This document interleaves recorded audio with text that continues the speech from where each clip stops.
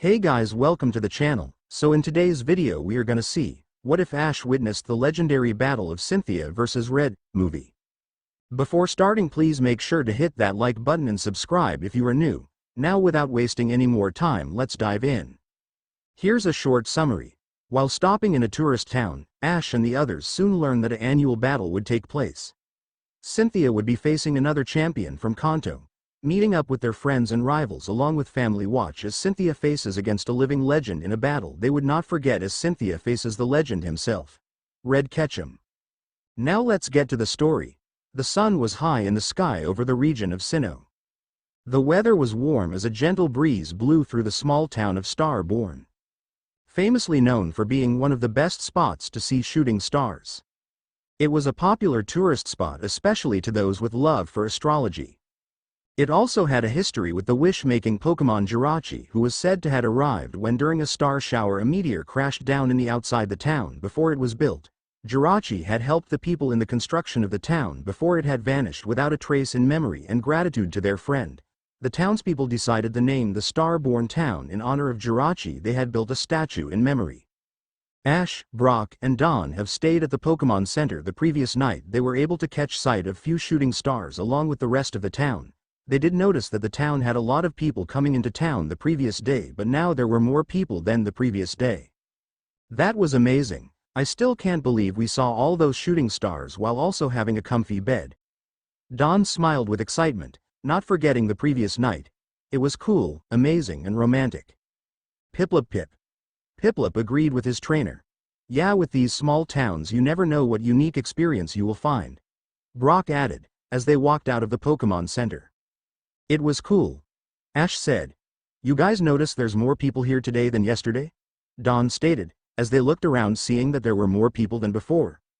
Ash and Brock nodded in unison. When they arrived there were a lot of people in the town already. It was a famous tourist spot, with the shooting stars that happened the day before. However, they did notice that there were a lot more people than before.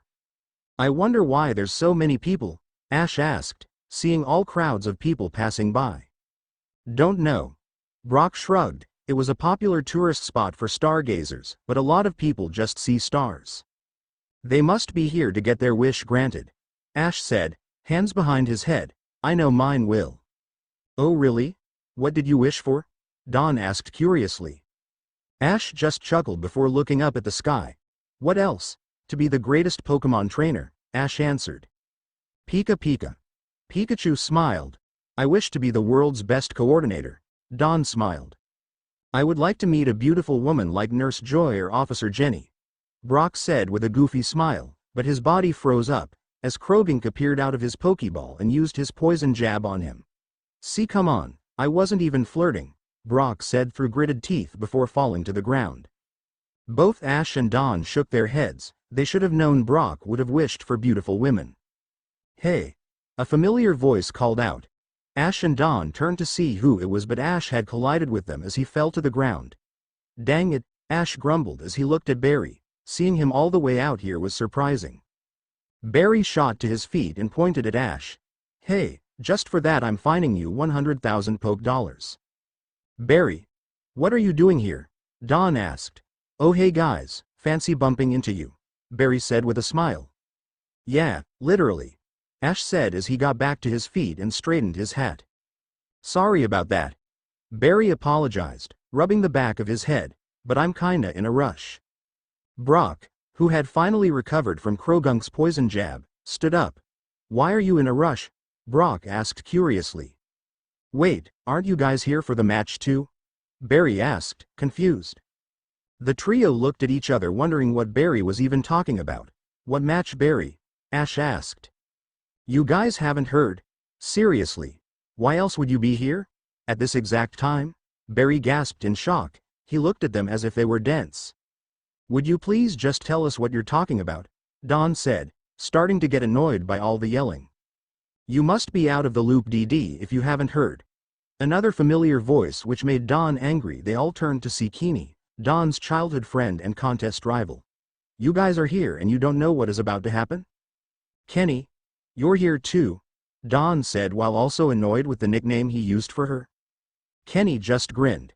Yeah, no way, I'm gonna miss seeing a battle like this in person. Battle? Ash questioned. This was the first time he heard of this. You really must be pathetic if you don't even know the match that is happening in this town? Everyone turned to Paul standing several feet away and looking as charming as ever. How long have you been in this town? If you have been here long enough you should know that Cynthia is going to be battling here today. Wait, Cynthia is going to battle here? Dawn asked, surprised by this announcement. Yeah, she is doing an exhibition match against another champion from a different region, Kenny explained. Really? Ash said in surprise. Pikachu was also surprised. I've heard of this. Once every few years 2 selected regions pit their 2 strongest trainers against each other to show the strength of their respective regions. Brock hummed. Yeah, but the location is kept secret until 2 weeks beforehand so the 2 champions can prepare in private. Paul explained, before huffing. I can't believe you guys just came to this town and didn't even know about this event. Barry shouted, waving his hands around. Hey, cut us some slack. Ash frowned. Brock looked at Ash and just shrugged. I guess we're just fortunate. Ash nodded. Which champion is Cynthia facing? Ash asked, only see Paul was gone. Why does that not surprise me? Dawn said, annoyed by Paul's disappearance. I can answer your question. A new voice said. They all turned to see Conway. Conway? Are you here for this match? Dawn asked. I wouldn't miss a chance to study 2 champions from different regions, Conway said, fixing his glasses which flashed with light, before turning to Ash and Brock. You 2 should be happy, your region is the one that was selected to face Cynthia. Really? Ash asked but smiled. Awesome, he said, pumping his fist. So who is the champion from where you are from? Dawn asked the 2. Lance, assuming nothing changed after I left, Brock said. We've met and helped out Lance many times, Ash smiled. Really? You guys know a champion? Barry exclaimed, feeling jealous. No way. Kenny expressed jealousy. Well, you got to tell me that story later, but could he really beat Cynthia? Dawn asked. Well, I run the calculations taking in fact his most commonly used Pokémon along with Pokémon he has that have advantage against Cynthia main team she favors. After running a few hundred simulations that ran various possible ways the battle could go, it came to conclusion that he has under 23% chance of winning, with over 50% of his defeats having more than half his team being taken out by Cynthia Garchomp, Conway said, pushing his glasses up after finishing his explanation. Hey, don't sell Lance out, calculations and typing doesn't always matter, Ash said, defending Lance. He saw what Cynthia's Garchomp did to Paul's Pokémon and he knew Lance was in for a good fight, but he knew Lance could do it. Well, the thing is he isn't battling against her, Conway said as his glasses shocked the others. Say what? Barry shouted, losing his balance, almost falling over. Are you sure? Brock asked. Well, I did some digging and as of yesterday I can confirm he hasn't left Kanto, rather he seems to be attending to matters in the league, Conway explained. But wait, isn't he supposed to battle her? He is the champion, right? Dawn asked. Well, here's the thing of the battle any champion can complete as long as they've been a champion of that region and remained a resident of the region that includes former champions, Conway explained. So you're saying that they could choose a former champion to battle Cynthia? Ash asked. He wondered who it could be. Yes, and I believe Lance had recommended someone, but that is something. I wasn't able to gather anything on them, like they're a phantom from the past, Conway answered. A ghost? Barry shuddered in fear. It's a figure of speech, Barry, Kenny told the boy. But ghost isn't a bad way to describe them. It's like they've been hiding out for the last decade, cause I couldn't find anything about the other champion team and year they won, Conroy said, finding their mystery battler intriguing, but using what I found putting in my simulation and assuming they're using the team they won along with working under the assumption he kept said team in the same state he had during his win. They have a 10% chance of winning, with most simulations ending with Garchomp sweeping over their team single-handed, Conway said. Well, we can't assume that Cynthia will just win single-handedly. A Pokémon battle can go either way, and given that this former champion is on the same level as her, we cannot be too certain until we watch the battle ourselves, Brock said. Oh, I can't wait, Barry said, bending at the knees. I wonder who it is? Are you all done talking to yourselves? A new voice spoke up. They all turned to Zoe. Zoe? I didn't think you would come to watch a Pokémon battle. Don said, knowing Zoe's rivalry with Pokémon trainers. Hey, like I would miss a chance to see the champions battle. Cynthia is one of the best female Pokémon trainers in the world, and even if I'm a coordinator, I look up to her as if I'm missing this. Zoe grinned, as she turned her back to the others. Come on, if we go now we'll be able to get good seats. The others looked at each other and nodded before they followed Zoe to where the battle would take place. To Ash, Dawn and Brock's surprise, there was a stadium just outside the outskirts of Starborn Town, and they could see thousands of people going into the stadium. How long has this been here? Ash asked, his eyes widened in surprise. Pikachu uttered. We've only stayed here one night, Ash, and like Paul said, the match was kept secret for 2 weeks, which actually gives them enough time to construct a stadium like this. Brock told his friend. Look at all the people. Barry said, looking at all the people going into the stadium. Man, this event is going to be awesome. Let's go, before all the seats are taken, Kenny said, as he, Zoe, Conway and Barry, who ran like a madman, made their way into the stadium. We should go too. Don smiled, wanting to get a good seat as well. Piplup nodded. Ash, Pikachu and Brock nodded as well. Ash, Brock, Don. The three turned to see that Gary was here as well, but to Ash's shock, so were his mom and Professor Oak. Gary, Mom and Professor Oak, why are you here? Ash asked. He didn't expect to see his former rival, his mom and the professor here. Gary he can somewhat understand since he was in the region doing research, but his mom and Professor Oak could have watched it from back in Pallet Town. Finally decided to make it, huh, Ashy boy? Gary grinned. Hey honey, I see you and your friends made it. Delia smiled, she was happy to see her son. But why are you two here? Wouldn't you be able to watch it back in Pallet? Ash asked. We wanted to see this battle for ourselves, Professor Oak explained. We wanted to surprise you, Delia told Ash. Really? Do you know who's going to be battling Cynthia? Dawn asked. She wasn't sure if they would even know, and if Conway, a boy who has practically all data on everything, couldn't, then what could they really know? That's a secret. Professor Oak smiled. Trust me, you'll be surprised. You know who it is? All three asked at the same time in shock, not believing what they were hearing. You never told me, you know. Gary told his grandpa. He was equally as shocked as the others. Who is it? Ash asked, feeling very giddy. Delia just giggled at her son's enthusiasm. She placed her finger to her lips. It's a secret, son. You'll just have to wait and see. Let's all head inside. The match will begin soon, Professor Oak told them. Soon they all went inside. Ash, Dawn and Brock saw that it was just like a traditional Pokémon League stadium with many rows filled. They could see it might take time for them to even find seats. Hey, Ash, Dawn, Brock. Barry's voice rang out. The group looked to see Barry, Kenny, Zoe and Conway were sitting in a row together. We've saved you some seats. All right, no need to look around.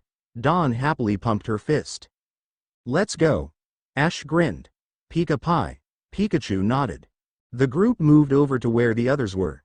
Luckily, there was enough room for Gary, Delia and Professor Oak, which Conway quickly noticed. Professor Oak, I never thought I would meet you in person. Conway smiled. I've read all your books about Pokémon. You are definitely one of the most brilliant Pokémon researchers of our time. Professor Oak just chuckled with amusement. I wouldn't say most brilliant, but I do know my way around Pokémon, Professor Oak told Conway. And aren't you Gary Oak, the poet? Zoe asked, not thinking she would ever meet either Oak. I dabble in a little poetry. Gary grinned, flattered. Oh, yes, he spoke a poem to us when we parted ways. Dawn smiled. No shit, Zoe said, as she and Dawn began to talk about the poem. Girls, Kenny groaned, hearing Zoe and Dawn talk about poetry. And they're giving Gary a bigger head, Ash muttered. I didn't think I would meet either of you two. My name is Barry, Barry said, with excitement in his voice. It's nice to meet you. Professor Oak told Barry, reminded him of Ash when he first arrived at his lab. Hey, I think they are going to start the announcement. Delia spoke up, getting everyone's attention as they looked down at the field. Elsewhere in the stadium, Paul watched the field from several seats above. Much like the others wondered who Cynthia would be facing. He knew the current champion was Lance, with how Cynthia was able to thoroughly beat him and his Pokémon. From what he knew of Lance, he wouldn't be able to beat her. He then saw the referee walking onto the field. Standing in the middle of the stadium was a man with blonde hair wearing a black suit, red tie and black sunglasses. He held a microphone to his mouth and began to talk. "Ladies and gentlemen, welcome to the annual region champion battle." The announcer called out. The crowd erupted into cheers. This match is to show the strength, skill and cunning of the champions of the regions. From the red corner is the champion of the Sinnoh region, Cynthia, the announcer shouted. Coming out of the red corner was Cynthia walking to the ring. She smiled calmly as she awaited for her opponent. From the blue corner is the former champion of the Kanto region, Red, the announcer said. The entire stadium went silent upon the announcement. Coming out of the blue corner was a man wearing a red baseball cap with a white circle in the middle. He wears a long white cape over a red jacket with a black t-shirt, blue jeans and red and white sneakers. The stadium then erupted into cheers. Cynthia looked over at Red, generally surprised. Lance had informed her that he had selected the perfect trainer that would give her the battle of her life, and she could see that he wasn't kidding. The blonde woman grinned. "This is a battle I've been waiting for."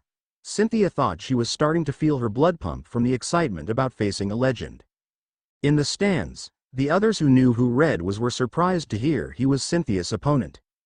"Incredible, I can't believe it, Red, he's Cynthia's challenger," Conway said in absolute disbelief, but now it all made sense.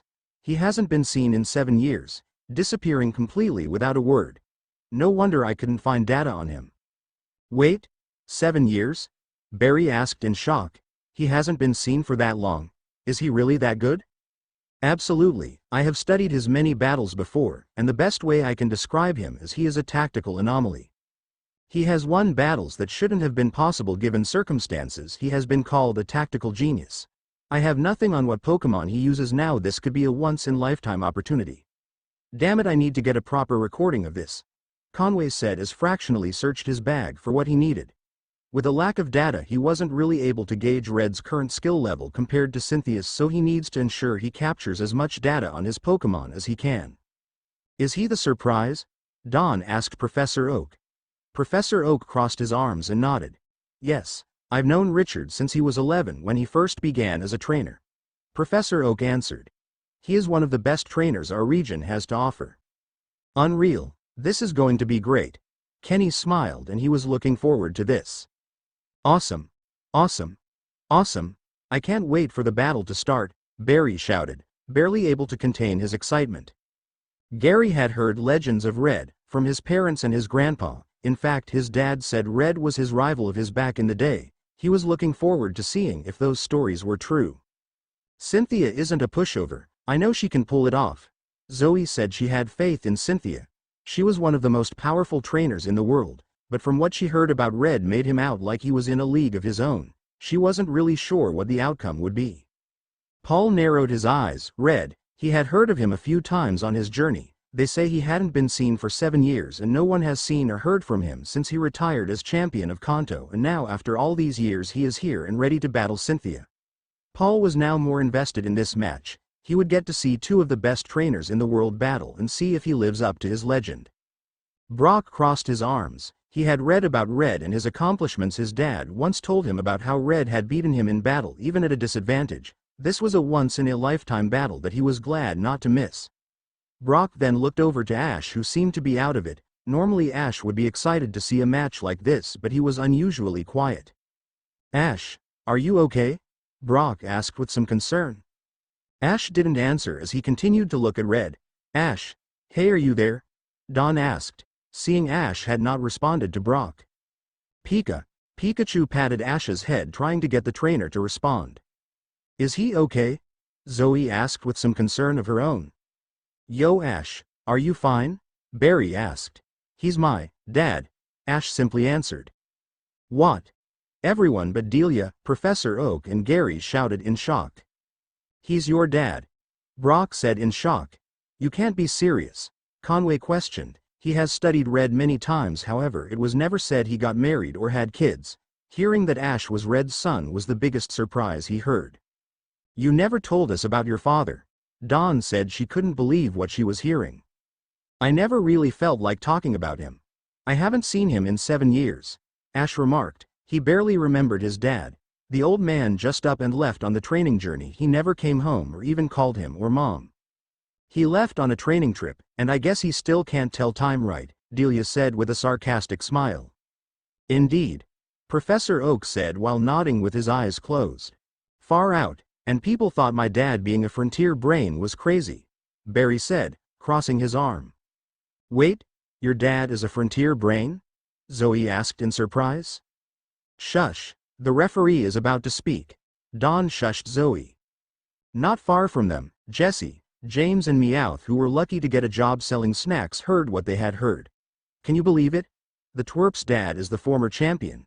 Meowth whispered to Jesse and James. No wonder he beat us time and time again, James muttered while frowning. Oh, shut up, Jesse said while glaring at them. What are three doing to get back to work? A big man wearing a yellow shirt and blue jeans shouted. Team Rocket immediately began giving out refreshments while trying to keep an eye on the battle. This match will be a 6-on-6 no-holds-bar battle. Both trainers are allowed to make substitutions in battle. The match will end when either side's Pokémon are unable to battle. The official explained the rules. Above the stadium, a large screen came to life, as Cynthia and Red's images appeared on them with an orange background with 6 Pokeballs appearing to the side of both images. Red closed his eyes and drowned out the cheering and the rules as he thought back to 2 weeks before.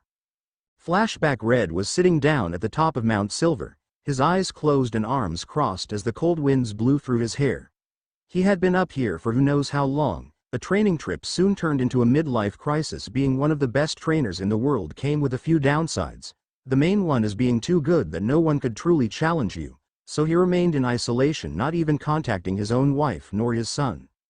Rai. A Raichu moved up next to him and rubbed its head against his side. Red turned to Raichu and smiled. I'm fine, Pika, just thinking, Red said as he petted his friend on the head, which Pika enjoyed. Pika's ears perked up, turning around, getting on all four with sparks of electricity coming from its cheek pouches. Red stood up and turned to see a familiar face. The former champion of the world gestured for Pika to stand down, which the electric rodent did. I didn't expect you to find me, Lance, Red grinned. Lance smiled as the wind blew both men's capes. If I can find an evil team that works in secret, I can find a missing world champion. Red frowned slightly. World champion. Former world champion would be more accurate. Ever since he vanished, a man named Leon was named world champion in his place, which he didn't mind. Why are you here? Red asked. As he walked over to the campfire that was still burning, he sat down on a log with Pika sitting down next to him. Lance walked over and sat on the other side of Red as both men looked into the crackling flames. It's an annual regional exhibition match. Our region and Sinnoh have been selected. I'm supposed to be battling Cynthia, the current champion of Sinnoh, in 2 weeks. Lance told the former champion. Hey, I heard on the wind she's as tough as they come. Red smiled as he poked the fire with a stick. However, you wouldn't be here just to tell me that, right? Lance just chuckled. Yep. Look, I have reason to believe Team Rocket is expanding its reach. After the Johto incident, they're planning to do something in the Unova region. I don't know what it is yet, but my mole has told me it's big. Red just looked at Lance, as the Dragon Champion continued. That's why I'm here. I can't represent Kanto with this development, but the rules said that any previous champion who lives in Kanto can act as representative. Lance finished. Red just sighed, shaking his head. I don't know Lance. He hasn't been off Mount Silver in years, ever since battling lost its spark for him. Cause of that, he wasn't really sure of how to face the world in the match, especially if Ash was there. He wondered if Ash would hate him for leaving him and his mother, his wife, who might end up hitting him with a frying pan. Lance just looked at an old friend with a calm yet serious expression. I know, you've been in a midlife crisis and feel like you lost your battling spirit. But staying up here isn't going to fix it. A Pokémon battle against Cynthia might be what you need, and not only that, I met you, son. Lance said. That got Red's attention. Gray? Red muttered. He hadn't seen his son in so long. I'm sure that 10-year-old is having fun on his journey. Red, it's been 7 years since you vanished off the face of the planet. That kid is probably 14 going on 15. Lance pointed out. Red's eyes went wide at Lance's correction. 14? Red fell off the log in shock. Rai, Pika shook her head at her trainer's antics. Red recovered and looked at Lance. 7 years and my son's 14. If Blue was here she would be scoffing at me and making fun of how I can't tell time. He felt so old now, his son was 14, he missed so many birthdays and whatnot. Lance just laughed. Yep, like father like son. Anyway, I hear he's in Sinnoh, which means he might go to see you match. Lance said as he stood up from the log and looked at his old friend with a serious expression. So can you please take my place? Red looked at his friend, and down at Pika who had a determined expression. Hey, tell Cynthia, she has her opponents and make sure you don't tell anyone it's me, except Delia and Oak, but I want this to be a secret. Red smiled, clenching his fist. Flashback ended. Red opened his eyes just as the announcer began to speak. Let the battle begin, he shouted. We've been looking forward to this match since Lance told us time to see if this trip is gonna be worth it. Come out Poly. Red shouted as he threw his Pokeball, which opened as a Poliwrath appeared who flexed his muscles. Poliwrath. Poly called out ready to battle. Poliwrath? Dawn muttered, taking out her Pokédex. Poliwrath, the tadpole Pokémon. Poliwrath is an excellent swimmer and its powerful muscles make its attacks extremely effective. That's Red's first Pokémon, well before he got his real starter, Professor Oak told them. Sure looks powerful, Kenny commented. He could tell that Poliwrath had been in many battles. Awesome. I can't wait to see it in action. Barry shouted at the top of his lungs, he was barely able to hold in his expression. Mum. Conway said, seeing what the former champion has started with. Let's see what Cynthia brings to the table. Zoe said, having confidence in Cynthia winning, although she was curious about how Red will battle considering he hasn't been seen for 7 years. She wondered if he had honed his skills or had gone sloppy, but the only way to know was to watch them battle. Let's go, Roserade. Cynthia smiled, tossing up into the air. In a flash of white light, Roserade appeared in an elegant display. Roserade, huh? Given it's a grass type, it should give Cynthia an advantage, Conway said, going over his calculations. That's true. Zoe agreed.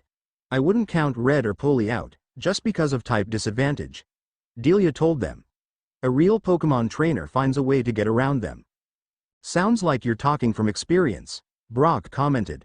Hey, you can say I ran in with a bad crowd and that's how I met Richard. Delia chuckled nervously as she rubbed the back of her head.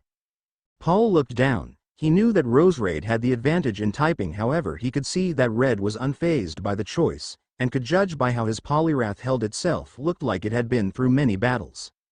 All over the world, people were watching the match on their TV, those in Kanto, Brock's family.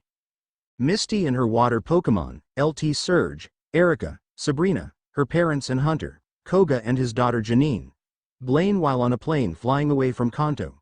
Giovanni scowled as he watched the match, even the Elite Four with the exception of Lance. May, who was in Johto, the Johto leaders and Elite Four. The leaders and Elite Four from all over the world watched the battle and the return of Red. Leon, the current world champion, watched on his TV and smiled. Let the battle begin. Referee announced, signaling start of this match. Well, better start off strong. Red commented. Poly, Ice Beam. Poly, Poliwrath. He shouted as he began charging up the attack before firing a blue beam from his chest at Roserade. Roserade, counter with Energy Ball, Cynthia called. Roserade. Roserade called as it quickly charged up an Energy Ball and fired it at the incoming Ice Beam. Both attacks collide with equal power and force, the two pushed back and forth before exploding, creating a smoke cloud. It's a draw, Ash muttered. Such power between both of them, Gary commented. Now use Brick Break. Red called out. Charging through the smoke cloud was Poly, who had one of his arms outstretched with the fist covered in energy before he struck Roserade, sending it skidding back before stopping, slightly dazed. Quickly before it recovers, use Seismic Toss, Red said. Poly. Poly nodded as he rushed at Roserade and grabbed the Rose Pokemon before he jumped in the air. Quick, use Poison Jab. Cynthia called out. A poison spike appears out of one of Roserade's petals before jabbing it into Poly's gut. Poly. Poliwrath gasped in pain as he released Roserade, who landed on the ground gracefully while he fell flat on his back holding his stomach. You alright? Red asked. Poly turned and nodded but then flinched as his skin glowed purple for a second, Red knew what that meant. Polly was poisoned. Red held up his Pokeball. Polly returned. You did great, but save your strength, my friend. Ladies and gentle, it appears we have the first switch out of the match, the announcer said with excitement. Aw man, already a switch out, Dawn said in surprise. See, I told you Cynthia, got this battle, Zoe grinned. Don't count Dad out yet. I know he has a way to win, Ash said, having complete confidence in his dad. Pikachu nodded. Conway fixed his glasses. Such an early switch could be a very telling sign. Conway said, some say you can tell so much about how the battle will go in the rounds to come from the switches. The match just started, it's obvious Red's going to need Poliwrath for later, Brock said. Paul frowned, he didn't expect Red to switch out his Pokémon so early into the match, he wanted to see what he could against Cynthia. Has vanishing for 7 years made him soft? This better not be a waste of my time, Paul thought as he continued to watch the match. You need to do better than that if you want to win, Red, Cynthia called out with a smile. Arrow, let's go, Red shouted as he called out an Aerodactyl. Arrow screeched as soon as he was let out as he spread his wings. Arrow screamed at the top of his lungs. An Aerodactyl, now that's a Pokémon. Kenny smiled with excitement, seeing the living fossil. Another he couldn't be, could he? Conway muttered to himself, double-checking his computer and data. What Conway? Dawn asked, wondering what he was muttering about. An Aerodactyl, Cynthia thought, weighing her options. Roserade return, Cynthia said, returning Roserade to its Pokeball, before taking out another Pokeball. I choose you, Spiritomb, Cynthia called out, throwing it into the air. In a flash of white light, the ghostly specter appeared onto the battlefield ready to face its opponent. Spiritomb, huh, Red muttered to himself. We aren't afraid of no ghost, right Arrow? Arrow screeched in agreement. This time Cynthia was the one to start it off. Spiritomb, Shadow Ball, Cynthia shouted. Spiritomb formed a ball of dark energy before firing it at Arrow. Take to the sky, Red called out. With a flap of its wings, Arrow flew at such high speeds it evaded the shadow ball. Cynthia looked in surprise. Red's Aerodactyl was much faster than she first thought. Such speed, this will be interesting, Cynthia thought with a smile. Talk about fast, I've never seen an Aerodactyl move that fast. Gary said he had seen an Aerodactyl fly before back when he was studying, however Red's was much faster than he recorded. Arrow circled the arena, keeping the ghost in sight, waiting for his trainer's command.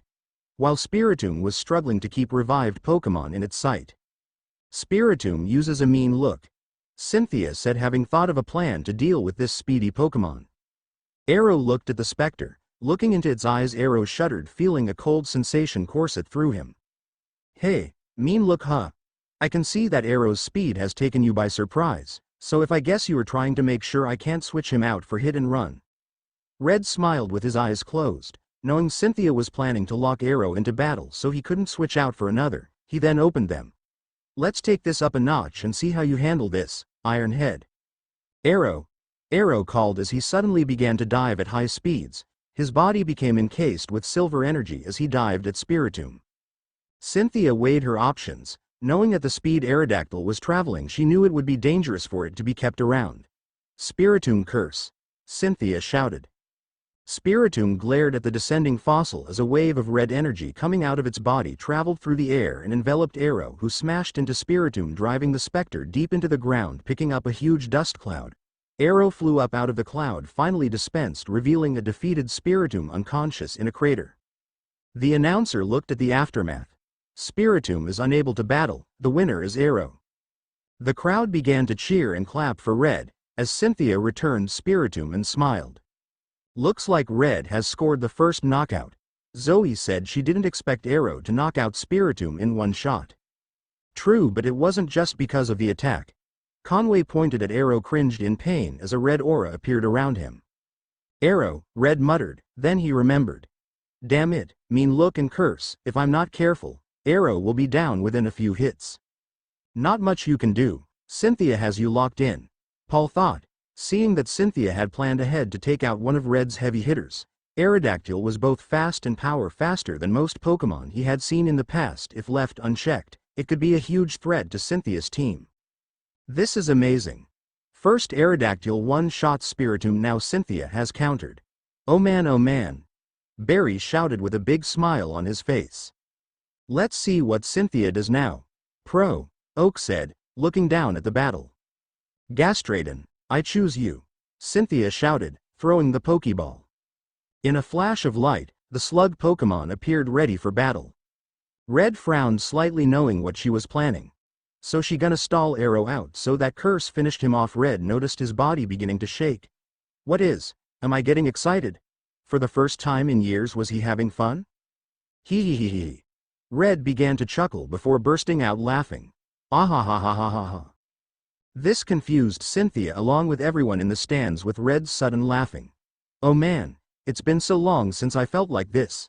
The thrill, the excitement, and Cynthia, I thank you cause I'm having the time of my life, Red remarked. Hey, thanks.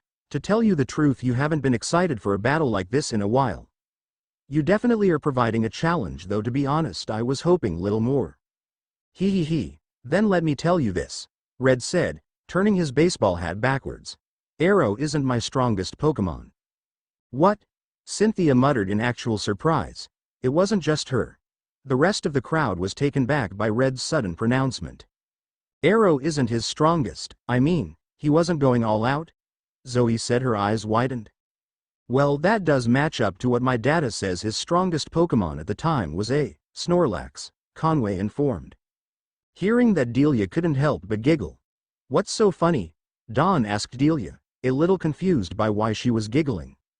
Nothing, you will find out later, Delia said with a giggle.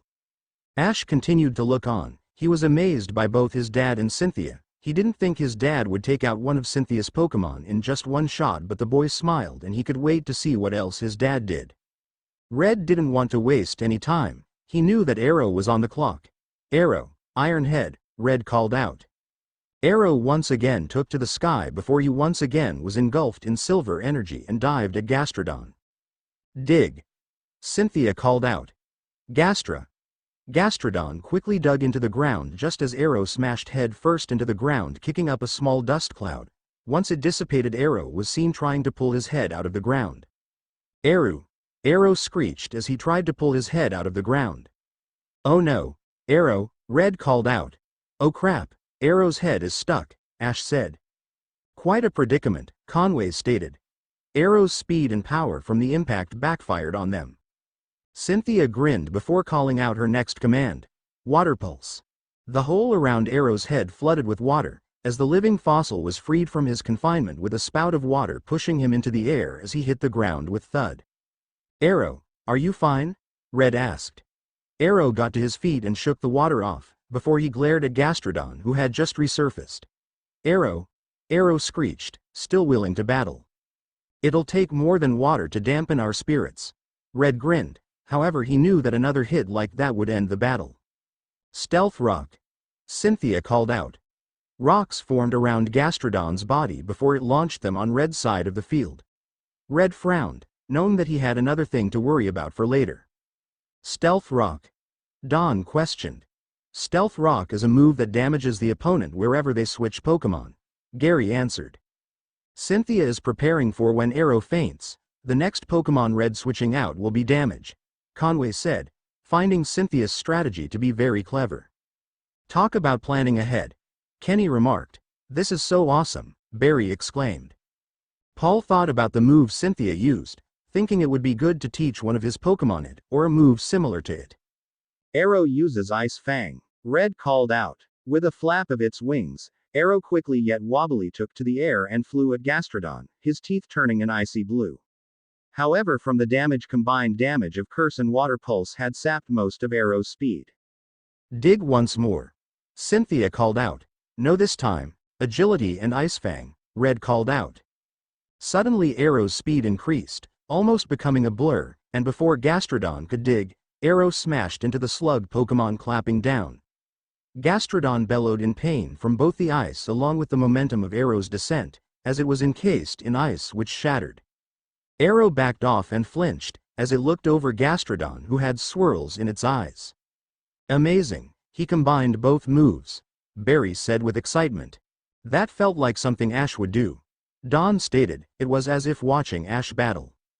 Brock just grinned. Guess, we know where he gets it from. Ash just looked down. His dad had defeated 2 of Cynthia's Pokémon. Gastrodon is unable to battle. The victor is Aerodactyl. The referee announced, pointing at Arrow. Arrow bellowed, and to everyone's surprise the fossil Pokémon fell, hitting the ground with a hard thud. Aerodactyl is also unable to battle, the referee announced. I didn't expect that. Zoe stated. So 2-1, Red is still in the lead, Brock remarked.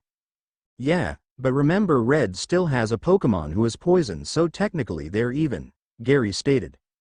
But Red also has to worry about the effect of Stealth Rock now. Professor Oak frowned. Things are going to keep heating up, Kenny said. At that time in Lumiose City, a family was watching the battle between both Red and Cynthia. One was a man with brown hair wearing a black shirt under khaki overalls. Sitting next to him was a blonde boy the same age as Ash wearing glasses with a sky blue jumpsuit. On the other side of the man was a woman with long blonde hair that down to her waist tied in a ponytail. She wore a tattered straw hat. She wore a black long with yellow jeans. On her lap was a little girl who looked like a younger version of the woman. She wore a black shirt with white leggings and she looked to enjoying the battle. Look at Mom. Both of them are awesome. I wish I could get a Pokémon. The little girl pouted. The woman smiled as she rubbed her daughter's head. You'll get one day, Bonnie, but you'll have to wait, she told her daughter as she looked at the screen. Come on, Red, I know you can do it. You've always come through in the end, the woman thought. Red and Cynthia returned their respective Pokémon as they both thought about their next play. With Stealth Rock in play, I need to think about my next move carefully. Red thought before finally making a decision. Come on out, Snore. Red shouted as he threw his Pokeball, which released a Snorlax who flexed his muscles and was eager to battle. At that point, 4 pillars of rock rose up and crashed into Snore, but he didn't appear to be affected at all by the damage, shrugging it off. It didn't even flinch from the stealth rocks, Barry muttered.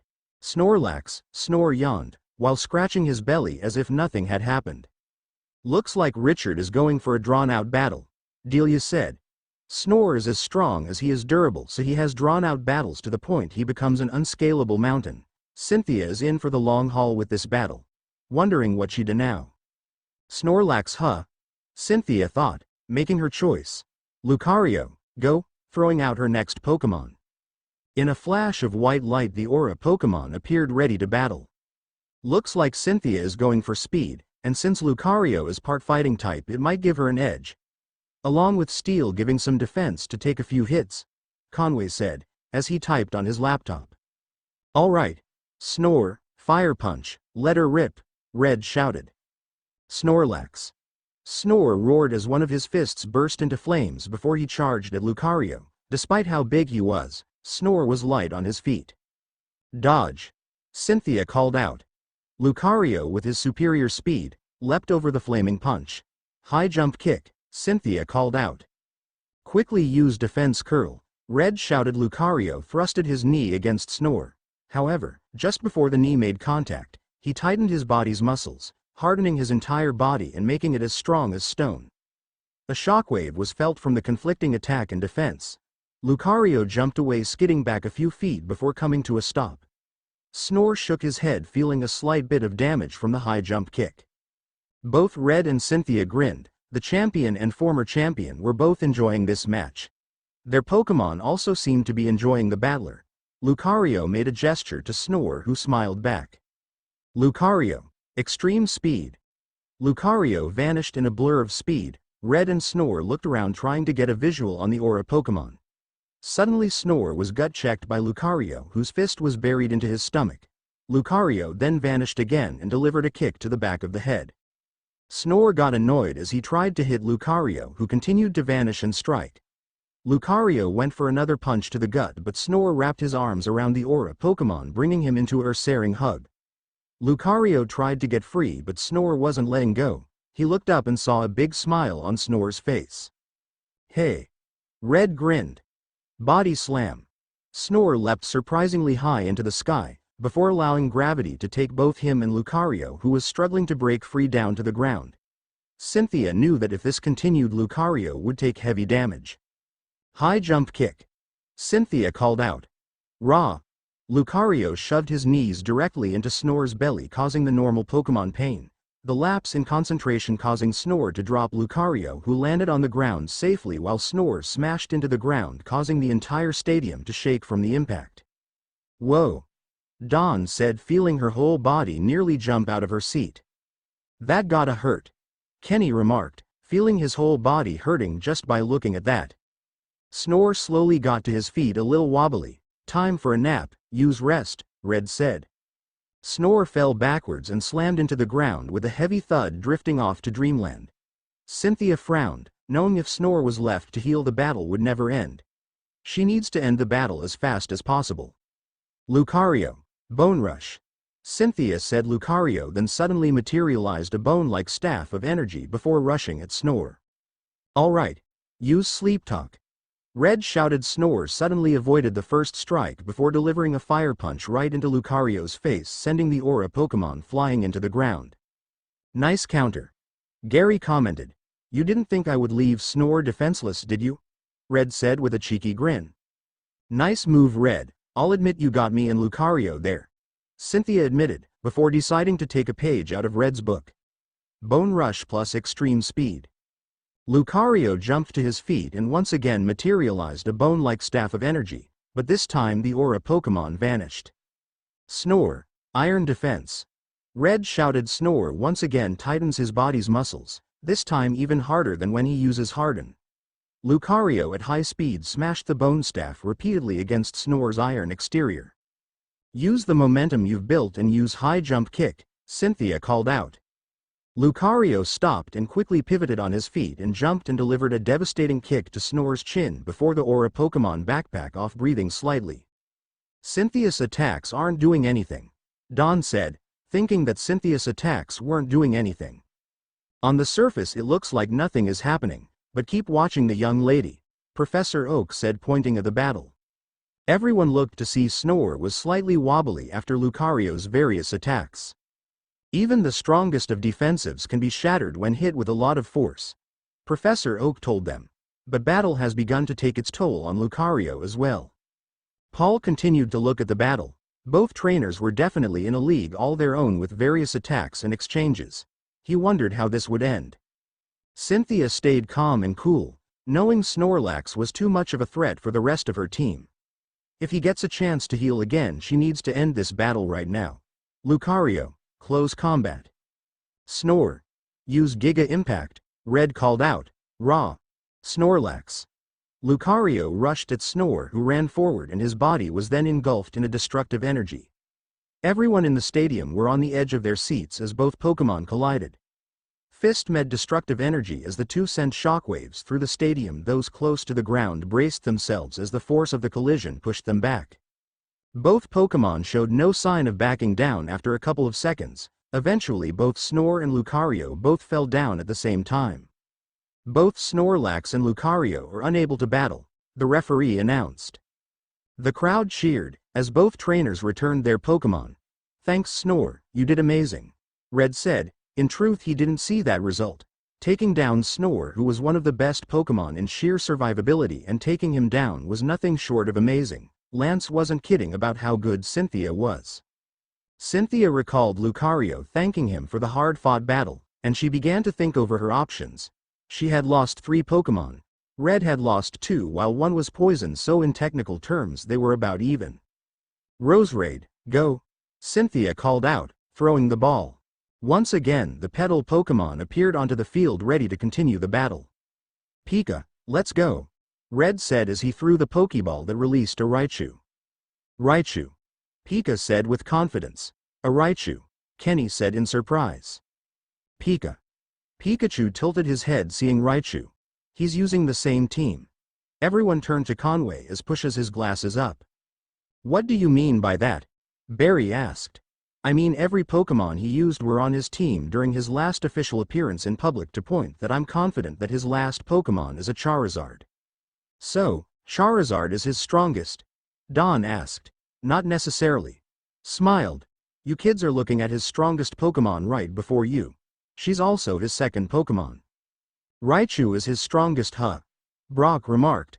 looking at Pika now remembering what his dad told him, a Pikachu had beaten his rock Pokémon. Of course. Delia said. In fact, she's the mom of Pikachu, sweetie. Wait, what? Ash shouted in complete shock. Pika Pie. Pikachu also bellowed, just as shocked by Delia's words. Once again 4 giant rocks shot out of the ground and crushed Pika before receding back into the ground, revealing a very annoyed and slightly injured Pika who had a tick mark on her forehead. I hope you're ready, Cynthia. Red smiled before he started off. Pika, agility. Pika immediately sprinted towards the petal Pokémon while leaving afterimages in her wake. Energy Ball. Cynthia called out. Roserade shouted as it fired a green sphere of energy at Pika. Launched it back with Iron Tail, Red shouted. Pika's tail glowed a gunmetal color before she turned around and hit the energy ball with her tail, firing it back at Roserade like a bat hitting a baseball, the force of the attack making it 3 times as fast. Roserade dodge. Cynthia called out. Roserade shifted its body, narrowly missing the attack, which grazed its side as the energy ball smashed into the wall of the stadium, making a small hole in it. Cynthia looked behind, surprised by the force Pika was able to generate by just knocking the attack right back. The force it took just to do that much damage to the wall is remarkable, Conway said, fixing his glasses. So cool, Barry exclaimed, pumping his fist. Now use Electro Ball, Red shouted. Pika gathered electricity at her tail, forming a ball before throwing it at Roserade that flew at her faster than she could react. The attack hit Roserade dead, causing an explosion. Pika then fired off another one as Roserade stumbled out. Cloud only get hit again, and as she landed on all 4 paws she finished ready. Third one that she fires into Cloud makes explosion that saw much larger than first 2 as she then looked over the aftermath. Once the dust cleared it revealed Roserade was unconscious in small crater, her eyes swirling force she just hit with. Roserade is unable to battle, the winner is Raichu. The referee shouted, as the crowd cheered on. Rai. Pika snorted, her nose high in the air. It said, that's for Polly. Remind me not to get on her bad side, Meowth translated. The 3 Team Rocket members just watched on as they did their jobs at the same time. You have to admit this is an amazing battle, James said, finding the match enjoyable. I'll say it is entertaining. Jessie admitted. If the Tweeps Pikachu had a mean streak like that we would be in serious trouble, James said, imagining Pikachu having an attitude like that they would have been killed many times over. Though think of what the boss will say if we give him 2 monster groups of Pokémon for him, Jessie said, idea forming. Jessie, I thought we agreed we just do this job for today, James said, a little nervous. Don't be such a baby, think of it. If we nab Raichu along with Pikachu, the boss will definitely be pleased. Besides, after this they all be tuckered out, making them easily nabbed, Jessie remarked. So we wait and swipe Raichu when it's too pooped to fight, Meowth grinned. Hey, I want so much service here, a man yelled at the 3 from a few feet up. Right away. All 3 exclaimed as they continued to work while they waited for their time to strike. What power! Pika took out Roserade like it was nothing, Zoe said in amazement. Yeah, Pika really is strong. Dawn muttered. This doesn't make sense, even factoring the him increasing his Pokémon power, that Raichu shouldn't have had so easily beat Cynthia's Roserade. It just doesn't make sense, Conway said, trying to find a reason for it to be so, but he kept coming up blank. Paul looked down, now more interested than ever. Even with the damage with Stealth Rock, Raichu was able to take out Cynthia's Roserade without much effort.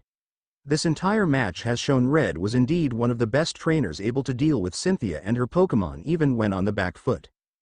Dad is so amazing, he's the reason I wanted to be the best. But, can I ever hope to reach his level at all? Ash thought. All his life he looked up to his dad, and seeing him here and now battling Cynthia made him wonder if he ever could be the best like his dad. Cynthia returned to Roserade. She really didn't expect Red's Raichu to just one-shot Roserade like that, putting her down, another Pokémon furthering the gap between them. Looks like I don't have a choice, time to send her out, Cynthia thought as she grabbed her next Pokeball until she heard a surprising call. Pika, come back, Red called out. Cynthia looked to see Pika running to Red's side, where she just sat beside him. She sees Red changing Pika out so fast. Why call her back so fast? Did he guess who she was sending out, or is he just saving Pika for later in the match? Cynthia thought. Polly. I choose you, Red called out, throwing Polly's Pokeball into the air. In a flash of light, Polly appeared once again, followed by 4 rocks appearing out the ground and smashed into Polly, making him shout in pain. Once they receded, a purple aura pulsed around Polly, making him flinch in pain.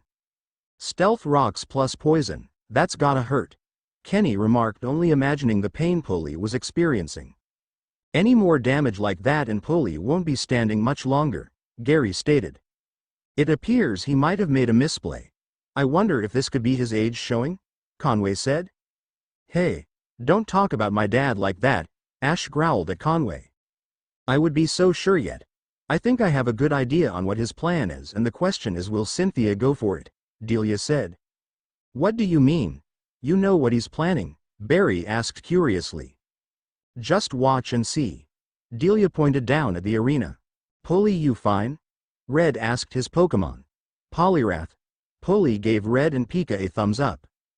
Because of the switch, it made Cynthia pause as consider her options, debating on her 2 remaining Pokémon she has to send out, and after a moment she knew who he was trying to get her to send out. Togekiss. Why, she not sure yet, but she can't afford let Garchomp get wear down now that she's seen what his Raichu can do. So alright Red, let's see what you got. Go Togekiss. In a flash of light, Togekiss appeared ready to aid her trainer. Hey, I look forward to this. Red smiled. I have to say, Cynthia, you're one hell of a trainer. I can see why you are the champion of this region, and I feel that even if you have only 2 Pokémon left, you'll be difficult to defeat. You're no slouch either. I've heard many stories about you and more, and I can see you live up to them.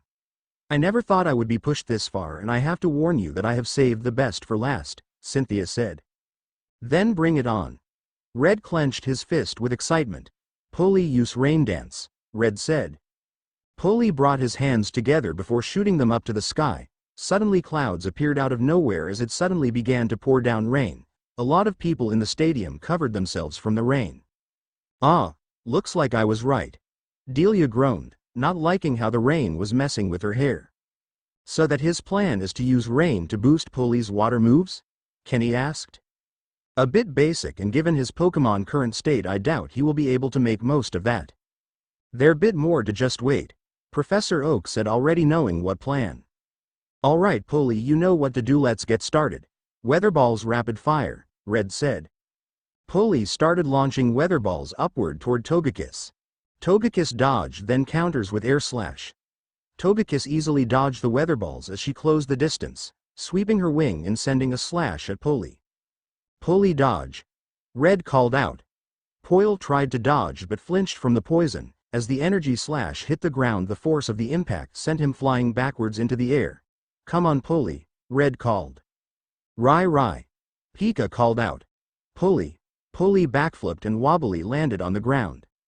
Whatever his plan is, I'm gonna stop before it can start, Cynthia thought. Togekiss, let's finish this air. Cynthia was about to say, only for Togekiss to get hit from above. What? Where did that happen? Cynthia asks now, seeing 2 other weather balls fall downwards. He wasn't trying to hit Togekiss, he was only missing on purpose to catch Togekiss off guard as the rain hid them as they fell back down. Cynthia thought. She couldn't believe Red thought that far ahead with that strategy. Now Polly. Red said, seeing their opportunity.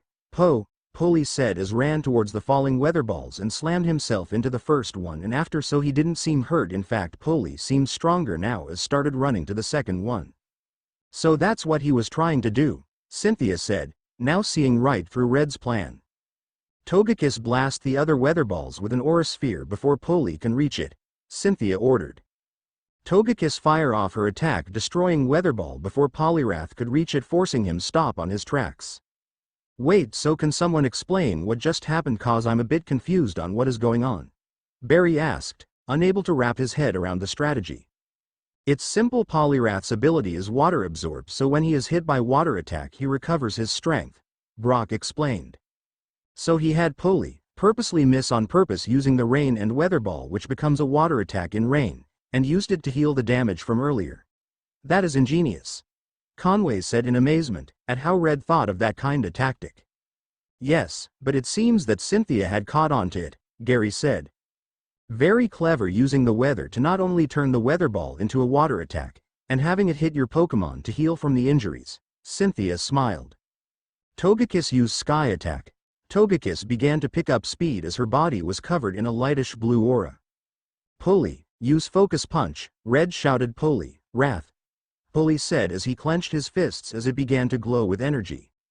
Energy and fist collided as a shockwave rippled, even with the healing he had gotten from the weather ball and with the poison still coursing through his veins, but even with all that he would go out with a fight digging deep. He put all the power he had left in his fasts, and for a second Togekiss falters. However, Pulley flinched from the poison, not losing his focus but also his foot. Togekiss's Sky Attack broke through the Pulley's fists and slammed into his torso and sent him flying past Red, whose eyes were shadowed, and he slammed into the wall with a hard thud, kicking up a dust cloud. Everyone watched anxiously as the smoke cleared and revealed Pulley, who was barely standing up holding his left arm. They all could see he was breathing heavily despite all the damage he took. Pulley had the will to still stand. This shocked everyone in the stadium, that Pulley still had the will to stand up. Even Cynthia was taken aback by how Pulley was still standing even after all of that. She wondered if it will continue. "I can't believe it. That has to be the toughest Poliwrath I've ever seen," Barry shouted, with complete excitement. "To take a super effective hit like that and still be standing, that's some willpower," Kenny commented. "It shouldn't be possible. No Pokémon can stand up after all that," Conway said, as he began to take notes of the battle. Red turned to his oldest friend. "Pulley?" Red called out to his friend. Pulley didn't even respond as he just stood there unmoving. Red walked over to Pulley and looked at him. Pika moved in front of Pulley and tried to get him to respond. Rai. Pika muttered. The referee looked at the tadpole Pokémon and saw that Pulley had passed out while standing up. "The battling is over. Poliwrath has passed out while standing up. The winner of the match is Togekiss." The crowd went wild, as Red returned Pulley to his Pokeball and smiled. "You did amazing, and you went down standing up. Thanks, old friend," Red said, very proud of his friend for fighting until the bitter end. Rai, Pika's ears flopped, sad that her friend had lost, but he went down standing and she wouldn't let his effort go in vain. Red sighed. Pulley x Arrow x Snore x Pika. Cynthia sighed. Roserade x Spiritomb x Gastradon x Lucario x Togekiss. "Man, that was intense," Dawn commented. "Pulley had the will to stand up even if he was about to pass out. That's some willpower," Gary said, crossing his arms. "Red's now down 3 and Cynthia's down to 2. This is clearly anyone's battle," Conway said. "Indeed." Professor Oak nodded. "Giara, let's go," Red shouted as he threw his Pokeball as it released a Gyarados. "Gra!" Giara roared. "Wow, a Gyarados," Barry said, excited. Once again the stealth rocks kicked in. Just as they were about to smash into Giara, Red called a command. "Smash them with an iron tail," Red called. Without missing a beat, Giara's tail glowed brightly, and in a circular motion he smashed his tail into the rock, smashing them to rubble. "Roa!" Giara roared. "Didn't see that coming," Zoe admitted. "I've never seen stealth rock dealt with that way before," Conway said in surprise, as he took down notes. "That's only something Red would thought of," Delia commented. He's definitely Ash's father," Brock said. "You got that right." Dawn smiled. "Go Dad." Ash smiled with Paul found Red's method to deal with the stealth rocks was both unorthodox and clever at the same time.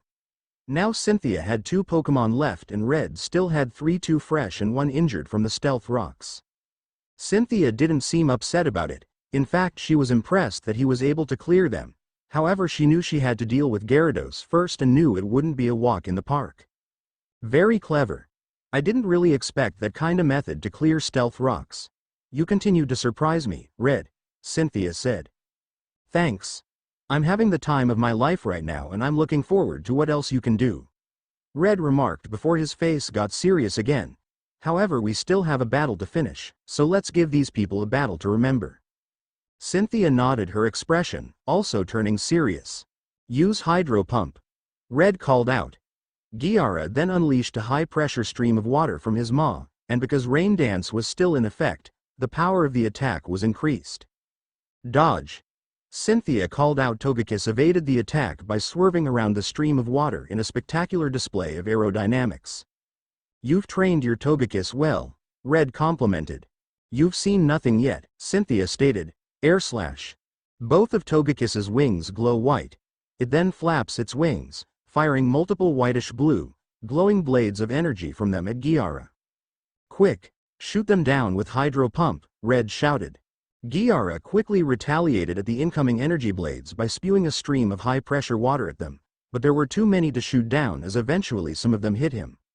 "Raw!" Giara roared, slightly dazed from the hits. "Extrasensory!" Cynthia ordered. Togekiss's eyes began to glow blue. Giara's body was then surrounded in a blue glow. The water dragon struggled against the energy but was unable to break free.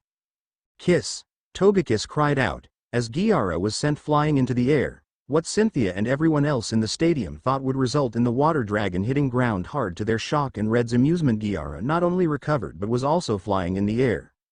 "Ruar!" Giara roared, lighting flashing behind him which made him give off a more intimidating appearance. "It's flying." Ash said he had seen his fair share of Gyarados, but he had never seen them fly in the sky before. "I've never seen a Gyarados fly before. It's quite rare for people to see one actually fly through the air as they prefer water rather than the air," Professor Oak commented. "Only Red can train a Gyarados to fly, he's been busy these last 7 years, Delia smirked. "It's quite amazing. Red really is something and he's living up to the legends about him," Conway's as he continued to type notes. Paul said nothing as he watched and will admit he was generally surprised to see a Gyarados fly. Throughout this entire match, Red has proven why he was the former champion of Kanto and world champion dealing with stealth rocks with Iron Tail. "Surprise, huh? Giara is part flying, so obviously he had the capacity to fly, much like Dragonair or Rayquaza," Red said with a proud smile. "I am surprised. I've faced trainers with Gyaradoses in the past, but this is the first time I've seen one flying," Cynthia admitted, but that wouldn't stop her. Extreme speed. Togekiss flew at Giara in a burst of speed. Hydro Pump.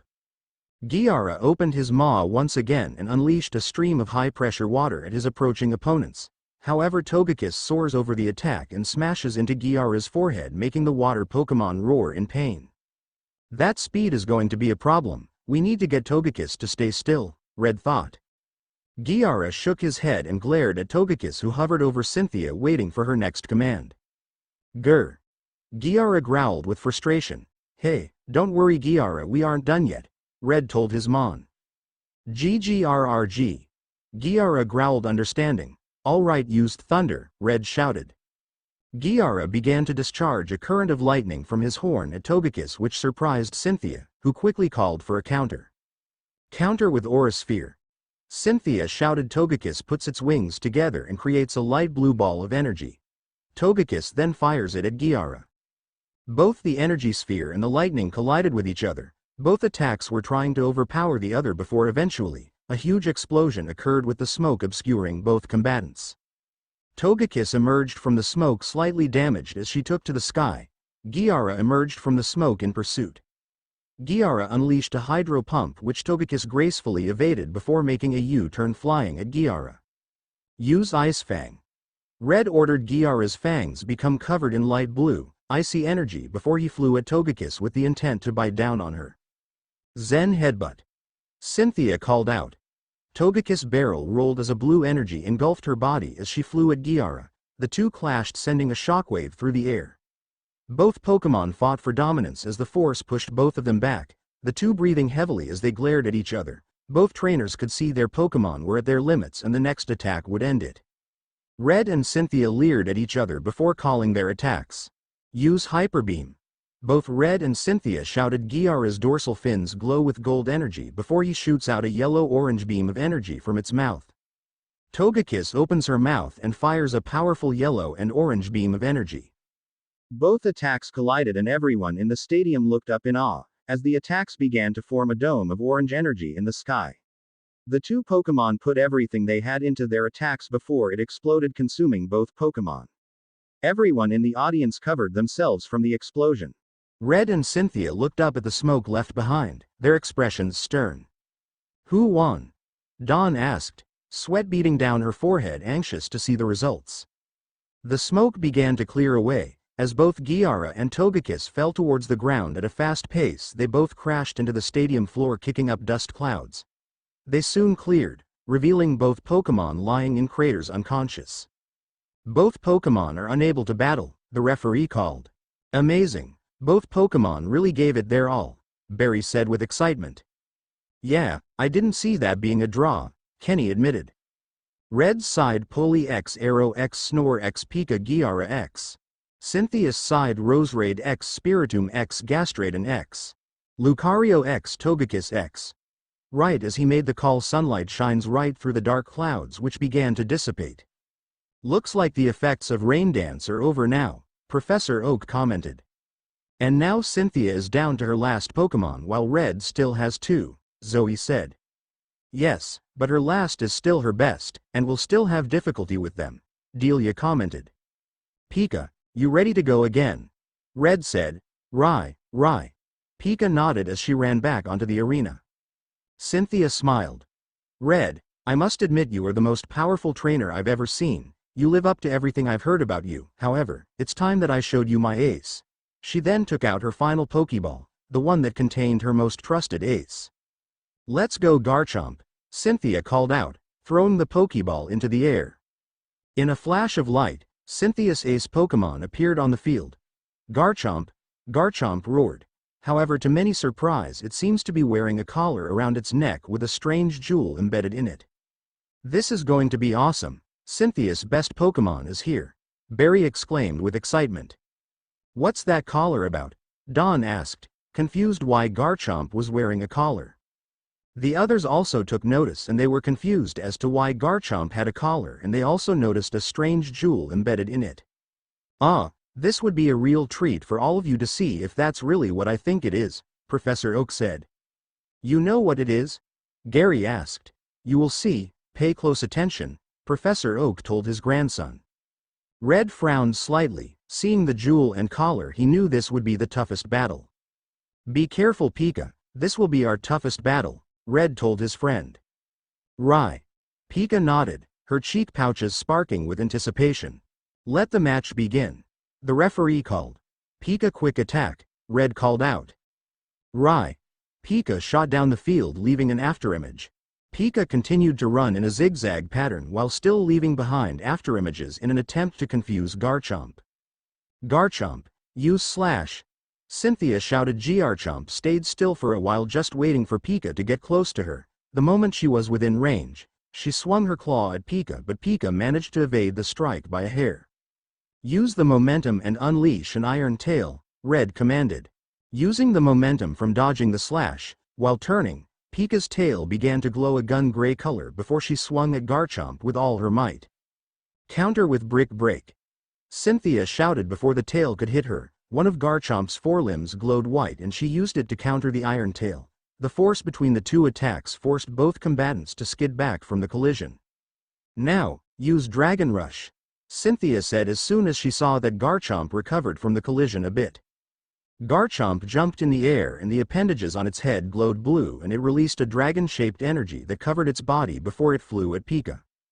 Pika, use Giga Impact. Red ordered. Pika nodded as she began to ran fast before she jumped in the air, her body becoming surrounded by orange energy, and it burst into a purple aura that became surrounded by swirling orange streaks of energy. Both collided in midair creating an explosion. When the smoke cleared, both Pika and Garchomp were forced away from each other as their attacks were evenly matched. Pika, use Grass Knot, Red called out. Pika did a backflip landing on all four paws, skidding back a bit. Her tail glowed light green before she touched it to the ground and glowed for a second.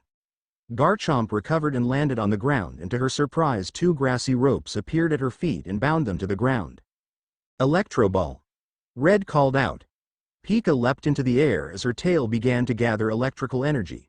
Draco Meteor, Cynthia called out. Garchomp opened its jaws, gathering destructive energy before shooting it into the air. Everyone watched as the ball of energy then split into multiple balls of energy which fell towards Pika. Rai?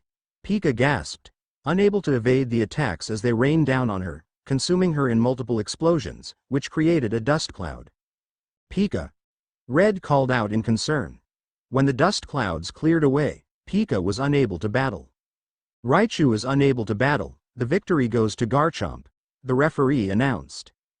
Red sighed Poli X Arrow X Snore X Pika X Giara X. Cynthia sighed Roseraid X Spiritum X Gastraden X. Lucario X Togekiss X Garchomp Red returned Pika to her Pokeball. You did a great job, old friend. You deserved a good long rest. Red smiled. Poor Pika. Delia said, feeling sad for her. Pikachu's ears flopped and said that his newfound mother lost. It's okay, buddy, she did her best. Ash smiled as he scratched behind Pikachu's ears. They're both down to their last Pokemon. This is anyone's battle, Conway commented. This is so intense, Barry shouted, pulling his hair. You're right, now it's anyone's battle, Brock said. Paul knew this was it. The question was who would win the match. The current champion of Sinnoh or the former Kanto champion and world champion. Red took out his last Pokeball. It's up to you, old friend. Let's go, Char. The Pokeball flew and released a Charizard, and like Garchomp, it was also wearing a strange collar around its neck with a strange jewel embedded in it. It's Charizard. I knew it would be his last Pokemon, Conway said. His current team is what he used before he vanished. Wait. Dad's Charizard has a collar as well, Ash pointed out. What are they? You're right. What are they? Dawn said, confused herself. I guess we'll find out soon. Zoe said, not looking away from this. She and many others in the stadium were at the edge of their seats. I wonder who will win? James questioned as he, Jesse and Meowth had finished giving a few people their snacks. I don't know. Jesse answered. It could go either way, Meowth remarked. This is it, Red. Me and Garchomp are holding nothing back, Cynthia proclaimed.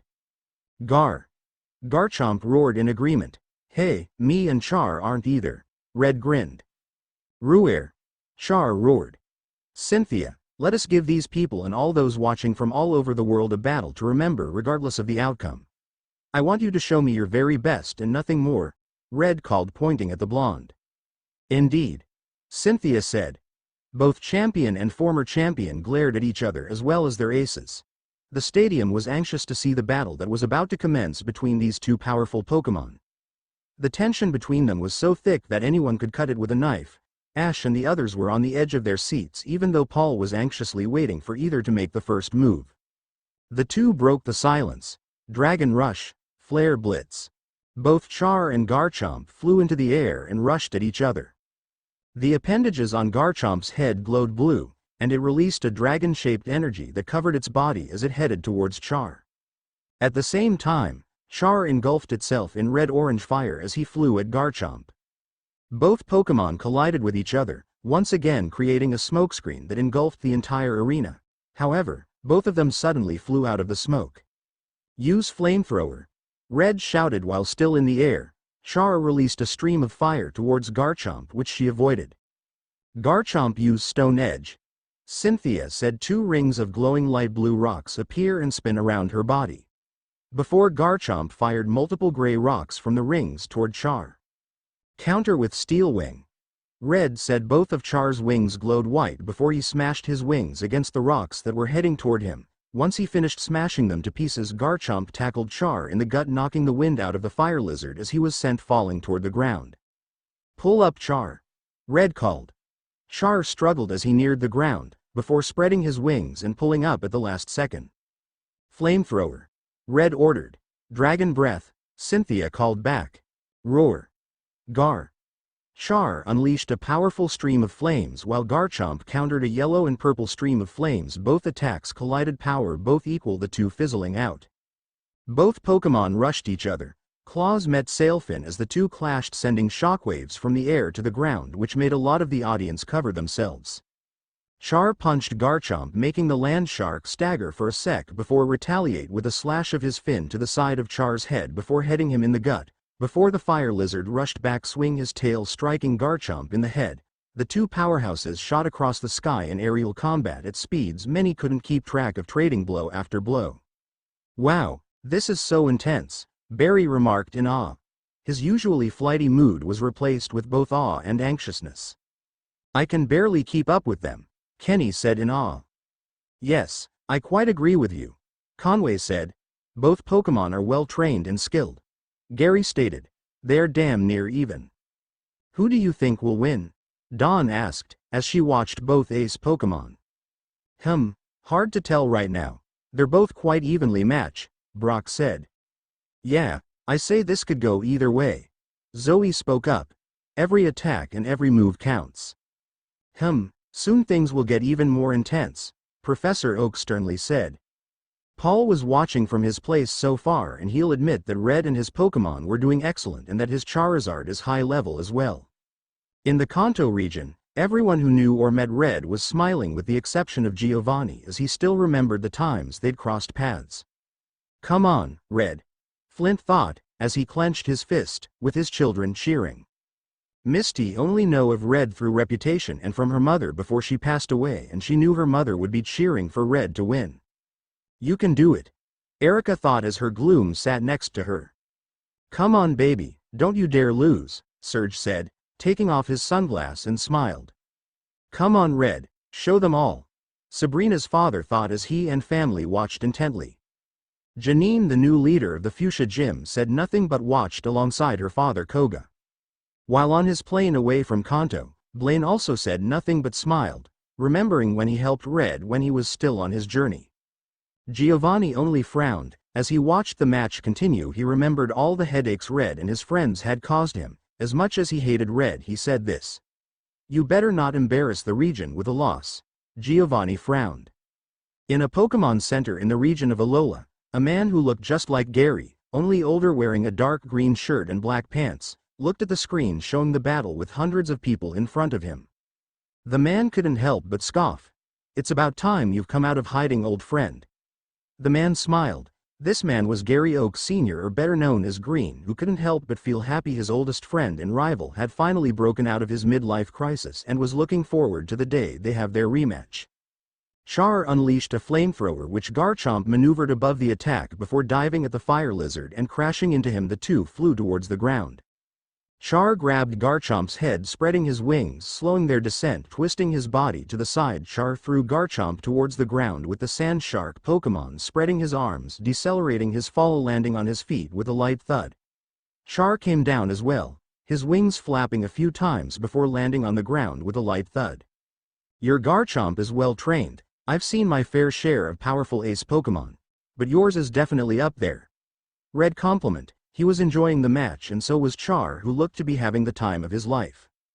Why thank you, Cynthia said. Your Charizard is also very well trained, she complimented, also enjoying the battle.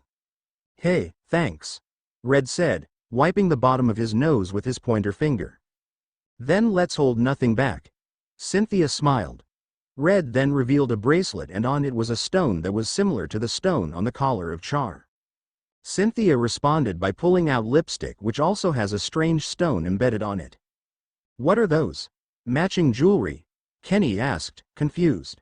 Conway's eyes widened, his glasses slipping off before he fixed them. Are those what I think they are? Conway asked, getting the other's attention.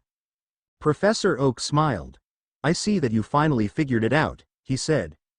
Figure out what? Zoe asked. You're about to find out, Delia said. Char. Garchomp. Mega Evolve. Both trainers activated their respective Mega Stones, which caused streams of energy to resonate from both the stone and their respective Pokémon's stone, causing them to undergo evolution. Char's body and legs started to become physically fit, though its arms remained thin. Its skin turns black with a sky blue underside and soles. Two spikes with blue tips curve upward from the front and back of each shoulder, while the tips of its horns sharpen, turn blue, and curve slightly upward. Its brow and claws are larger, and its eyes are now red. It has two small, fin-like spikes under each horn and two more down its lower neck. The finger disappears from the wing membrane, and the lower edges are divided into large, rounded points. The third joint of each wing arm is adorned with a claw-like spike. Char also started to breathe blue flames out the sides of its mouth, and the flame on its tail now burns blue consistently, and his entire body turned black as well. At the same time, when Garchomp changed, several of its features become more angular, including its head and shoulders. A row of 5 tooth-like spikes sprouts from each side of its abdomen, and red spikes grow from its knees. The claws and fins on its arms melt from the excessive energy and morph together to form sharp, red blades. To say that the entire audience in the stadium as well as the world watching was shocked wasn't an understatement to what they've just witnessed. What was that? Ash asked. Pika. Pikachu tilted his head. A phenomenon known as mega evolution, Professor Oak explained. I've heard of it before but I never thought I'd see it, Brock said. What is mega evolution? Don asked in wonder. It's a strange phenomenon where when a Pokémon and trainer have a strong bond, when they both have a keystone, it triggers an evolution beyond a fully evolved Pokémon's form. I've read about and studied it, but I've never seen it in person, Conway explained. Really?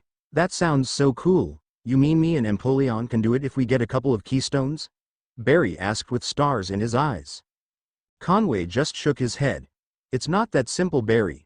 Keystones are rare, they are most common in the region of Kalos, and you can't just give a keystone to a Pokémon. They need to be the correct ones and I've read they haven't found one for Empoleon yet. Aw man. Barry pouted in frustration. So Cynthia had to have been training for weeks in Kalos to prepare to master Mega Evolution for this very match. Conway said, from the info he had gathered Cynthia had left Sinnoh to train. She must have trained in Kalos and they were all seeing the results of that training right before them. This is going to be incredible. I've only heard of Mega Evolution on my research missions. Gary grinned, he was honestly excited to see this phenomenon in action. Paul was now completely invested in this match. He had never seen anything like this before and was wondering where both trainers had learned that skill from, and now he wondered who would win this very match. Now Char, use Dragon Claw. Red shouted. Char raised both his claws and they both became surrounded in a light green, claw-shaped aura before he flew at Garchomp. Garchomp, you use your Dragon Claw too. Cynthia called out as well.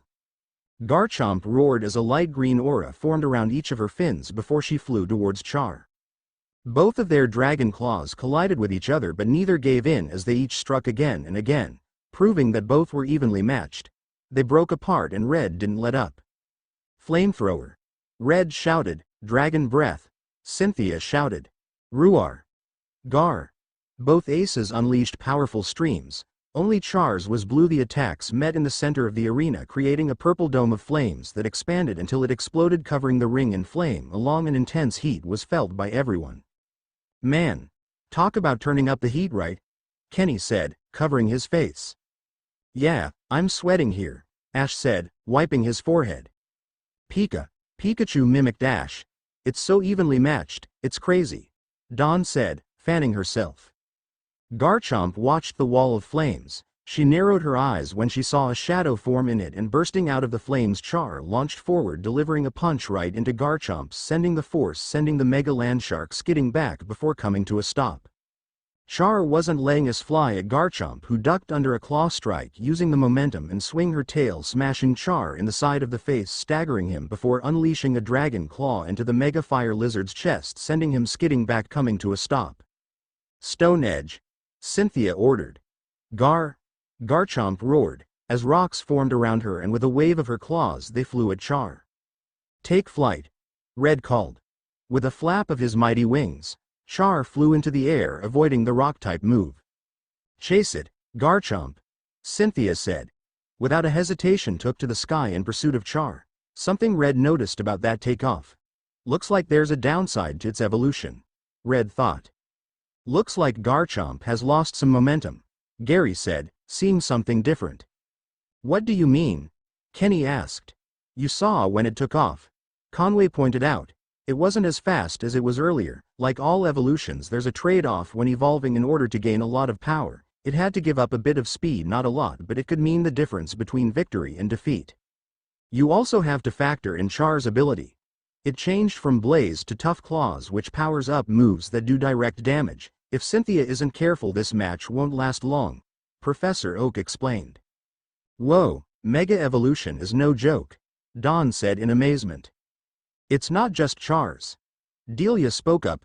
Char has also changed from a fire, flying type to a fire, dragon type now. They change types too? Barry asked in surprise.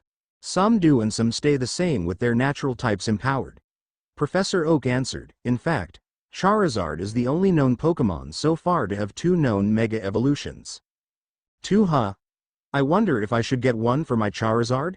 Ash said he began wondering if he should get a Mega Stone for his Charizard, and with their strong and tight bond they would be an unstoppable team. Garchomp, use Sandstorm. Cynthia Garchomp roared as she created a sandstorm that began to cover the arena. Red covered his face with his cape from the blistering sandstorm. As Char flapped his wings trying to keep in flight as the sandstorm continued. Just what we need, a sandstorm. Red muttered. This sandstorm is so strong, Brock commented. Indeed. Professor Oak said.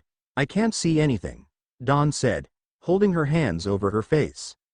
Imagine what Red and Char are going through, Kenny said. Practically blind, with near zero visibility, Delia answered. Char narrowed his eyes trying to make out anything in the swirling sands. The sands began to shift randomly, forcing Char to close his eyes and shake his head as sand flew into his eyes. Char, endure it and use Flamethrower, Red shouted. Char roared as he glowed before he unleashed a stream of blue fire at Garchomp. Dodge. Cynthia called out, Gar. Garchomp cried out as she moved, avoiding the blue flames. Dragon Claw. Cynthia shouted. Char looked around trying to see where Garchomp would attack, but the veil of sand made it hard to see where his opponent was. Behind the Mega Pokémon the sand began to shift, bursting out of the sand. Garchomp swung her fin at Char. Char, use Dragon Tail. Red shouted. Char's entire tail glowed light blue before he swung his entire body in order to counter the Dragon Claw. The attacks collided, creating a shockwave that cleared the sand surrounding the two Pokémon. They pushed away with the sands consuming them once again. Garchomp retreated into the sandstorm at a speed that Char could barely make out. Shit. This sandstorm is hindering Char's reaction. If we let guard down for 1 second we could be out, Red thought. Char looked around in hopes of finding Garchomp. Just then he was pelted in the back by a blur shooting out of the sandy veil before retreating back into it. Char turned in the direction of where the blur had vanished, only to hit from behind again, making the fire dragon stagger. Only for Garchomp to continue her assault, smashing into Char from all directions. Char, focus, close your eyes and feel where she'll come from, Red called out. Grr. Char closed his eyes and flapped in place. The sounds of the wind and sand raged around him. The sands shifted ever so slightly. Char's eyes snapped out just as Garchomp shot out the sand, her fins out. Char grabbed it along with the other, stopping the sand shark dead in her tracks. Got ya. Red grinned. Now Char, use Seismic Toss. Char nodded before he flew higher into the air while still holding onto Garchomp. The two broke out of the sandstorm where Char began to spin around for a moment before flying straight down toward the ground. The two Mega Evolved slammed into the ground with enough force to nullify the sandstorm. Everyone in the stadium looked on in silence, seeing a single dust cloud in the center of the arena. Ash and the others watched as they could barely breathe, as they anxiously waited to see the results. The dust finally cleared, only to see Char still standing while Garchomp was on the ground.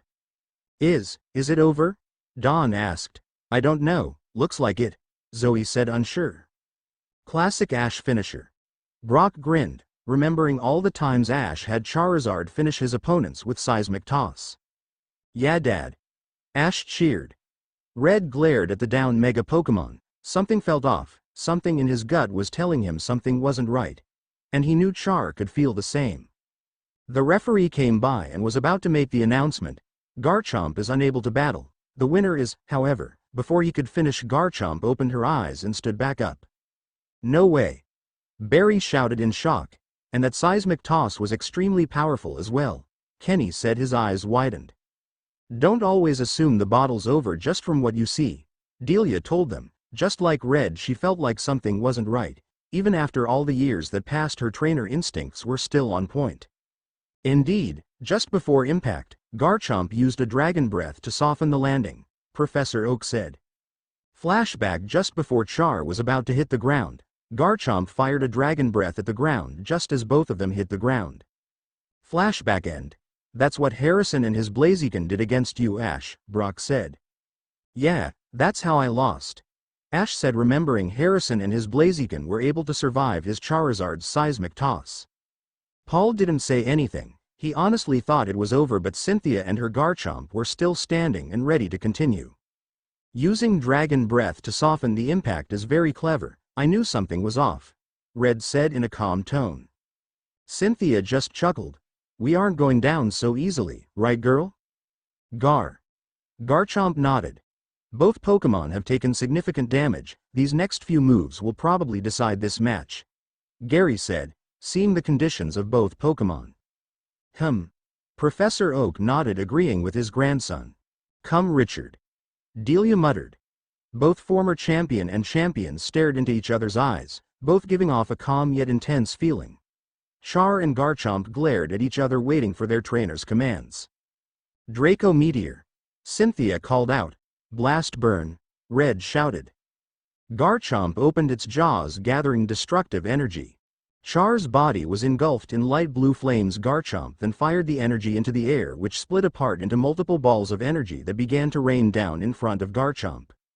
Char then punched the ground, sending a wave of energy through the earth before it bursts upwards in a giant explosion of red-orange flames.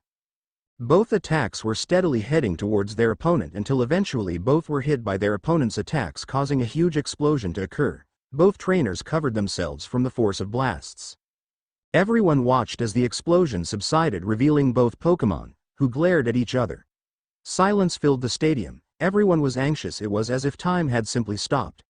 Char began to fall backwards, making the entire stadium gasp. However, Char slammed his tail on the forward, pushing himself up, clenching his claws.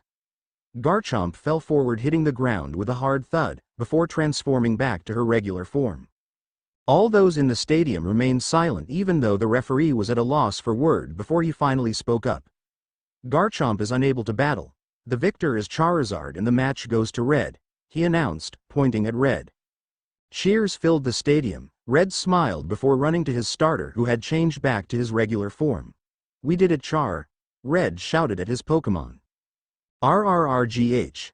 Char roared happily, as Red jumped and hugged his ace by the neck. Ha ha ha ha. Red laughed. Cynthia gently patted Garchomp on the head and smiled. You did great, you deserve a rest.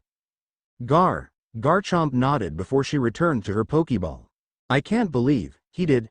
Barry shouted, pumping his fist with excitement. That was the most intense battle I've ever seen, Brock said. I know, right? Don agreed. Piplup agreed. The two of them are incredible. Zoe smiled. She was amazed by the end result of the two champions. Dad was right. Red lives up to what is told about him, Gary said, crossing his arms. You got that right, Conway said as he finished typing out the last of the data. Yeah, Dad. Ash cheered happily. Pi Pikachu. Pika mimicked his trainer. Delia and Professor Oak didn't say anything. They smiled, turned to each other and nodded. Paul stood up and made his way to the exit of the stadium. Having seen the end result, it was time to move on.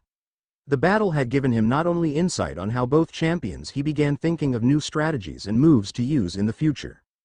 Kanto. Flint smiled as his kids all cheered for Red. Lolo looked at her husband and smiled as well. He hasn't lost his touch, hasn't he?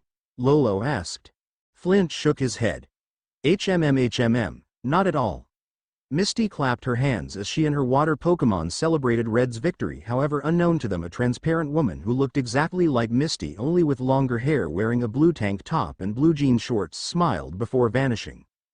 Hey, well done, baby.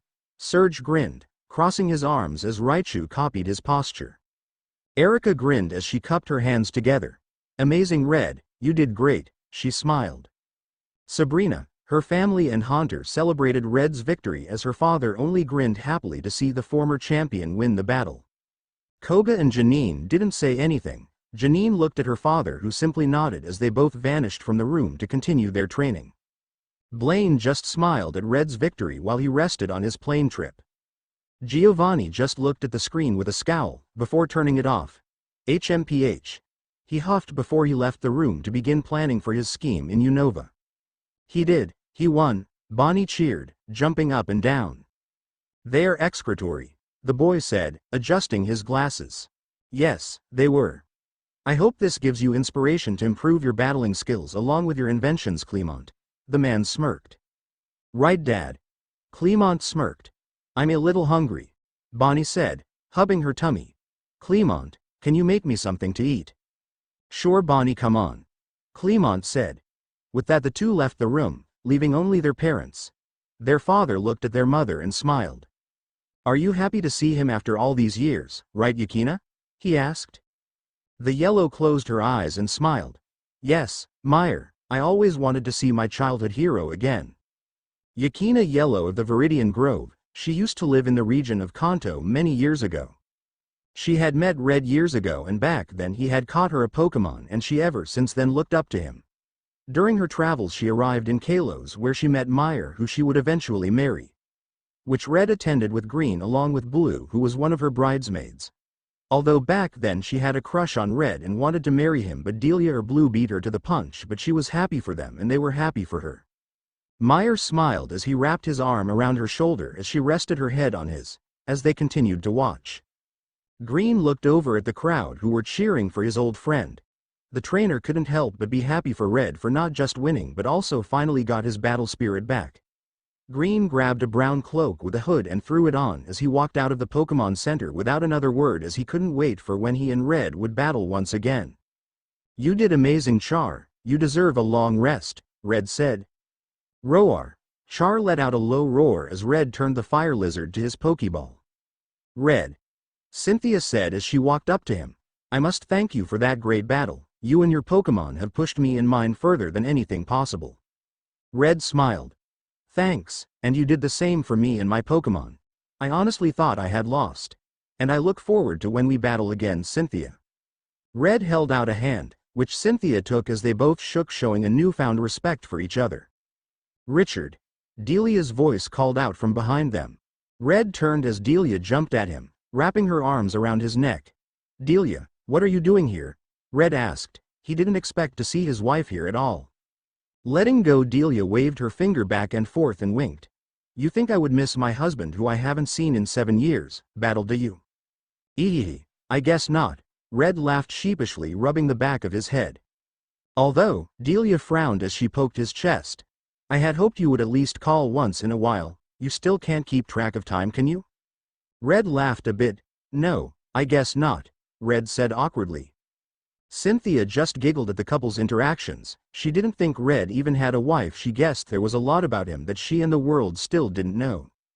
Red then noticed a group of people following behind Delia. He recognized Green's dad and his son and a young man who he had to guess was Flint's. He could see the resemblance. The 5 of them he didn't recognize, but the last was Ash, Red muttered, looking at his son for the first time in years. He could see that the little boy he saw 7 years ago wasn't a little boy anymore but a young teenager nearly 15. "Richard, that amazing battle, my man." Professor Oak smiled. "It's been so long since I've seen you." "Hey, long time no see, old man. I see you're still kicking," Red joked. Professor Oak frowned, not exactly liking the old joke. "You were so awesome," Barry exclaimed as he ran up to Red with stars in his eyes. "The way you and your Pokémon battle Cynthia and her Pokémon was beyond amazing." Red was taken aback by the blonde boy's burst of excitement. "Ah, thanks," Red said. "Oh, I forgot to introduce myself. My name is Barry." Barry introduced himself. "Nice to meet you." Red smiled. "Hello, I would like to introduce myself," Conway said, adjusting his glasses. "My name is Conway. I followed you for a long time, and I have to say you have far exceeded previous records." "My previous records?" Red questioned. From the looks of this kid he seemed to rely on data and past battle records of his opponents to form his strategies, which he had encountered people like him before. Conway is always obsessed with gathering information on people. Don smiled. "Oh, my name is Don and this is my partner Piplup." "Piplup." Piplup puffed his chest. "My name is Brock. I believe my dad talked about you." Brock introduced himself. "Yep, and I've heard about you as well." Red smiled. He looked at Gary. "I see you've grown up. You must be an amazing trainer like your dad." "Sorry." Gary shook his head. "I gave up on my Pokémon journey to follow in Grandpa's footsteps and become a researcher." Red just grinned. "That's good, you've chosen your own path and I'm sure your dad would be proud of that." Gary smiled and nodded. "Hey, my name is Kenny and I have to say your skills are cool, and that Mega Evolution thing is really something," Kenny said. "Hey, thanks. I learned it years ago. If you have a strong bond with your Pokémon." Red smiled. "The name's Zoe," Although I'm coordinator, I was impressed with both you and Cynthia's skills with your Pokémon, Zoe said. A coordinator, huh? I have a few friends who are coordinators. That means you and your Pokémon must be really close, Red replied. Thanks. Zoe smiled. Red then turned to Ash, who looked like he was having trouble trying to find the right words to say. Red didn't blame him. It has been 7 years since they had really seen each other. The older trainer wondered what his son thought. Was he angry at him? Delia elbowed Red, gesturing for him to talk to his own son. Taking a deep breath, Red walked over to Ash. Hey, Red awkwardly greeted Ash. Hey Dad. Ash said. Red awkwardly rubbed the back of his head trying to find the right words to say. Nice hat, he said, gesturing to Ash's hat. You too, Ash replied. Red looked over to Dawn and Zoe. I see you're ladies' man, 2 girlfriends? Red joked. Ash's face turned beet red. Dad, they aren't my girlfriends, Ash shouted with embarrassment. Dawn blushed equally red and Zoe did as well. Red just chuckled at his son and the girl's embarrassment. Sir. The announcer walked up to the group. Yeah, Red said. We still have the closing ceremony, the announcer reminded him. That's right, we need to do the closing ceremony, Cynthia remembered. Red nodded before turning to Ash. We'll talk later, okay? Ash simply nodded. Soon after Delia and the others left the arena. Red and Cynthia stood on a stage as the announcer gave a speech about both champion and former champion, with how they had both demonstrated not just their skills but also the bonds they shared with their Pokémon. As he prepared to give Red the trophy, the former champion then asked if he could say a few words. The announcer nodded and gave him the mic. Red looked out to the stadium. He saw his family along with their friends back in their seats. Clearing his throat, he then spoke into the microphone. I wanted to say a few things. I thank you for the opportunity to battle in your region, and to your champion Cynthia, who has given me a battle I will not soon forget, he said, gesturing to Cynthia, who smiled. She has reminded me that regardless of how good you are, there will be people who are strong enough to push you to limits that you've never thought possible, Red said, as he looked around. For 7 years I've been in a slump because I was too good. I figured I had reached my limit as a trainer. But today has changed that. Today it has shown me that the journey of a Pokémon trainer or coordinator is limitless and that my journey has led me here. The crowd cheered as Red held up his hand, calming them down. And I believe my journey is far from over, just like yours. In fact, it's only just beginning. So for here I say this, regardless of who you are. Remember this: as long as you love and trust in yourself and in your Pokémon, your journey will never truly end. Thank you, Sinnoh, for teaching me that. The entire stadium erupted into cheers as confetti rained down from all over. Red turned to announcer and accepted the trophy and held it up. Ash and others clapped and cheered, all of them feeling inspired by his words. Even Team Rocket cried from his words as it inspired them to continue on their mission to capture Pikachu. Soon Red and Cynthia dropped their Pokémon off at the Pokémon Center to recover. Once giving their Pokémon to Nurse Joy, Red's stomach growled, making the former champion chuckle along with the others, especially those who knew Ash, and they could tell that Red was definitely his dad. Delia decided to cook everyone dinner with Nurse Joy's permission to use the center's kitchen, while Conway asked about Red's exploits as the trainer, which Red told him in every detail about his journey. Even telling them about how he and Delia met, which Dawn and Zoe listened to intently as he told them that his wife was a thief in their youth. She stole from Professor Oak along with stealing his badges, which Professor Oak confirmed. Ash couldn't believe that his mom stole from Professor Oak. That's when Delia came out with everyone's dinner. Dawn and Zoe asked her more about Red and her past. Even Cynthia wanted to know more about it. After eating, Ash and Pikachu outside the center looking up at the stars, many things were on his mind. Red then walked outside with Pika alongside him. So, son, how have you been these days? Red asked. I've been doing great, Ash said. The moment between father and son became more awkward with silence. Pikachu and Pika were pretty much the same as they looked at each other before turning back to their trainers. I've saw you compete in the Indigo Plateau as well as the other Pokémon leagues up until now, Red said. Hey, you think I'm the worst trainer there, is right? Ash asked, remembering how he lost in the Indigo League while his dad won it on his first try and he hasn't won any of the other leagues. It could have happened to anyone, son, I mean. Pika acted just like Charizard for a time and you did great in the other Pokémon leagues. Red smiled. Right. Pika nodded. Pika Pie. Pikachu also nodded in agreement. Both Pika and Pikachu looked at each other and smiled. Ash smiled. Thanks. Charizard was definitely a handful, but now we're tight. Remembering when Charizard would not listen to him until that battle with that Poliwrath. Red smiled happily to hear that. Do you hate me, Gray? He asked, calling Ash by his nickname. Ash hadn't heard his nickname in 7 years, and his dad's question made him wonder if he hated his dad. Then he thought back to Brock and his dad. His dad had left on a Pokémon journey, but he failed, and he was so ashamed that he watched his kids from afar, leaving Brock to take care of his younger siblings while also being the gym leader. But Brock didn't hate his dad, he forgave him. I don't hate you, Dad. Ash answered, closing his eyes. But I do wish you were there for me and Mom for all those years. Red sighed. His son didn't hate, but he did bring up a good point. He wasn't there for him or Delia, and that hurt more. You're right, son. Red sighed. But I do have something I wanted to give to you if I were to see you. Huh? Ash wondered what it was. Red reached into his cape and pulled out a Pokémon egg. Here, son, something to make up for all those birthdays that I've missed. Red smiled.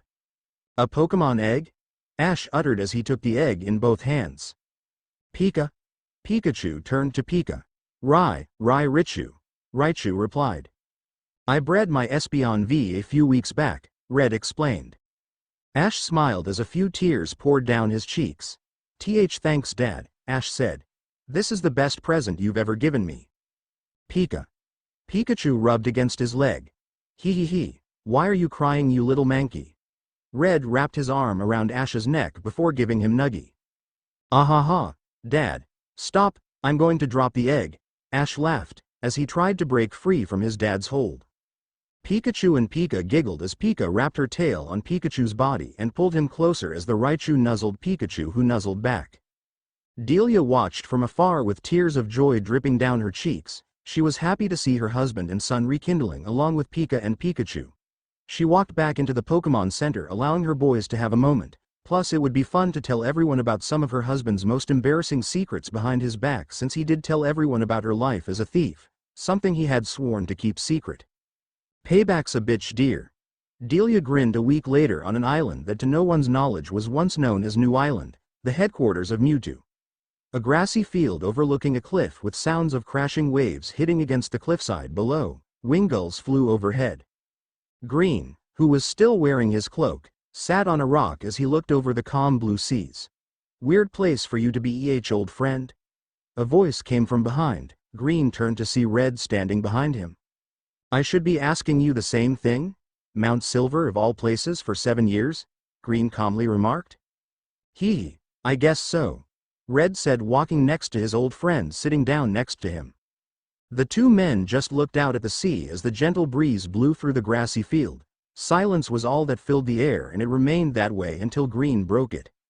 HMPH, I saw your battle with Cynthia while I was in Alola. You two put on quite a show, Green said with a small grin. Yeah. Red said, closing his eyes. One of the toughest battles I've had in years. I honestly thought I would lose. Boy, you've changed. Back when we were kids you weren't afraid of taking up a challenge, Green remarked. You've changed too. I remember you being cold and distant, Red said with a smart smile. I saw your son. He's a Pokémon researcher, Red told Green. Green closed his eyes and nodded. I'm glad he found his own path. Green couldn't be any more proud of Gary, and he knew his father was too, having someone to continue the family business of researching Pokémon. So what are you planning to do now that your midlife crisis is over? Green asked. Planning to fully retire and move back to Pallet? Nope, at least not yet. Red answered as he looked to the sky. I plan to take back my world champion title. Also, do you remember what will happen in a few years' time? Green looked at his friend and thought about it before he understood. The Masters 8? Green answered. The Masters 8 was a worldwide tournament to decide who was the world's greatest trainer. Trainers from all over the world are able to enter. Yeah, I'm planning to challenge the champion Leon. I heard that he has a Charizard as well. Red smiled. And this Dynamax phenomenon is interesting as well. I'm wondering if Char could Gigantamax. I know that phenomenon. I've been to Galar and I have to say it's no joke, Green said with a smug grin. You've mastered it, didn't you? Red asked. Of course, he did. Green was never one to miss out on an opportunity to get stronger. While you were on that mountain for 7 years, I've been traveling. Want another shot at the title? Green challenge. Or was that victory in Sinnoh a fluke? Red just huffed as he smiled. You're on asshat. Red accepted the challenge. Both Red and Green moved to the middle of the field and both threw out their Pokeballs. Red called out his starter Char, while Green called out his starter Blastoise. Both Pokémon appeared in a flash of white light. Both Pokémon glared at each other, ready for their trainers to give them commands. Thunder Punch, Red shouted. Char roared as his first was electrified before he flew at Blastoise. Use Gyro Ball. Green said. Blastoise went into his shell before spinning while taking the Thunder Punch from Char, reducing the damage. I see that you've still got your skills. Red smiled. Same to you, but I've picked up a few things over the years. Green countered. Use Shell Smash. Blastoise, while spinning, became outlined in a white glow. A faint red glow surrounds it and disappears in a burst.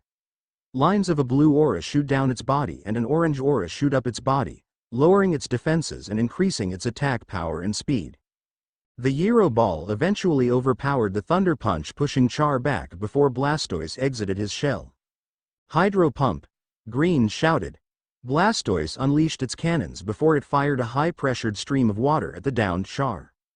Quick, get up and use Rock Tomb. Red shouted. Char's eyes opened as he fired a red orb of energy at the ground, which created a solid wall of rock in front of him, which blocked the Hydro Pump, which gave him enough time to fly out of the wall before it shattered. Cleave. Green grinned. But it's time we stop holding back.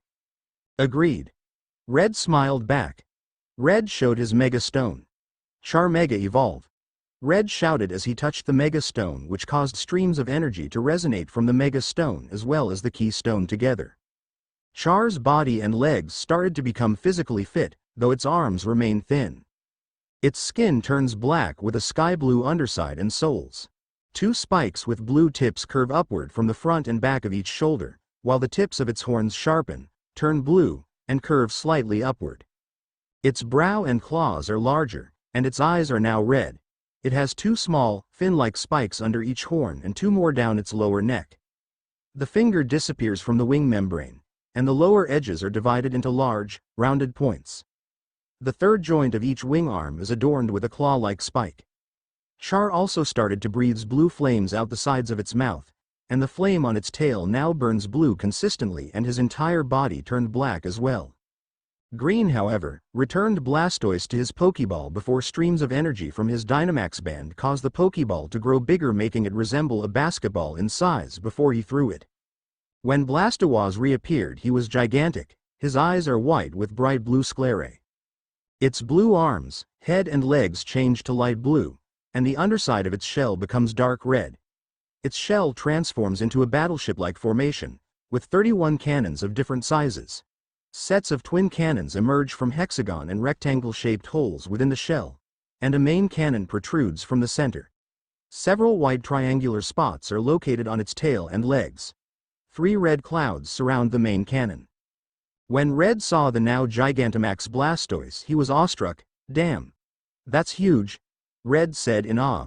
He's like a fortress combined with a battleship now. This is the power that me and Blastoise have mastered. Your Mega Evolution stands no chance, Green boasted. We'll see about that. Red smirked with an intense grin. Ready, Char? Raw.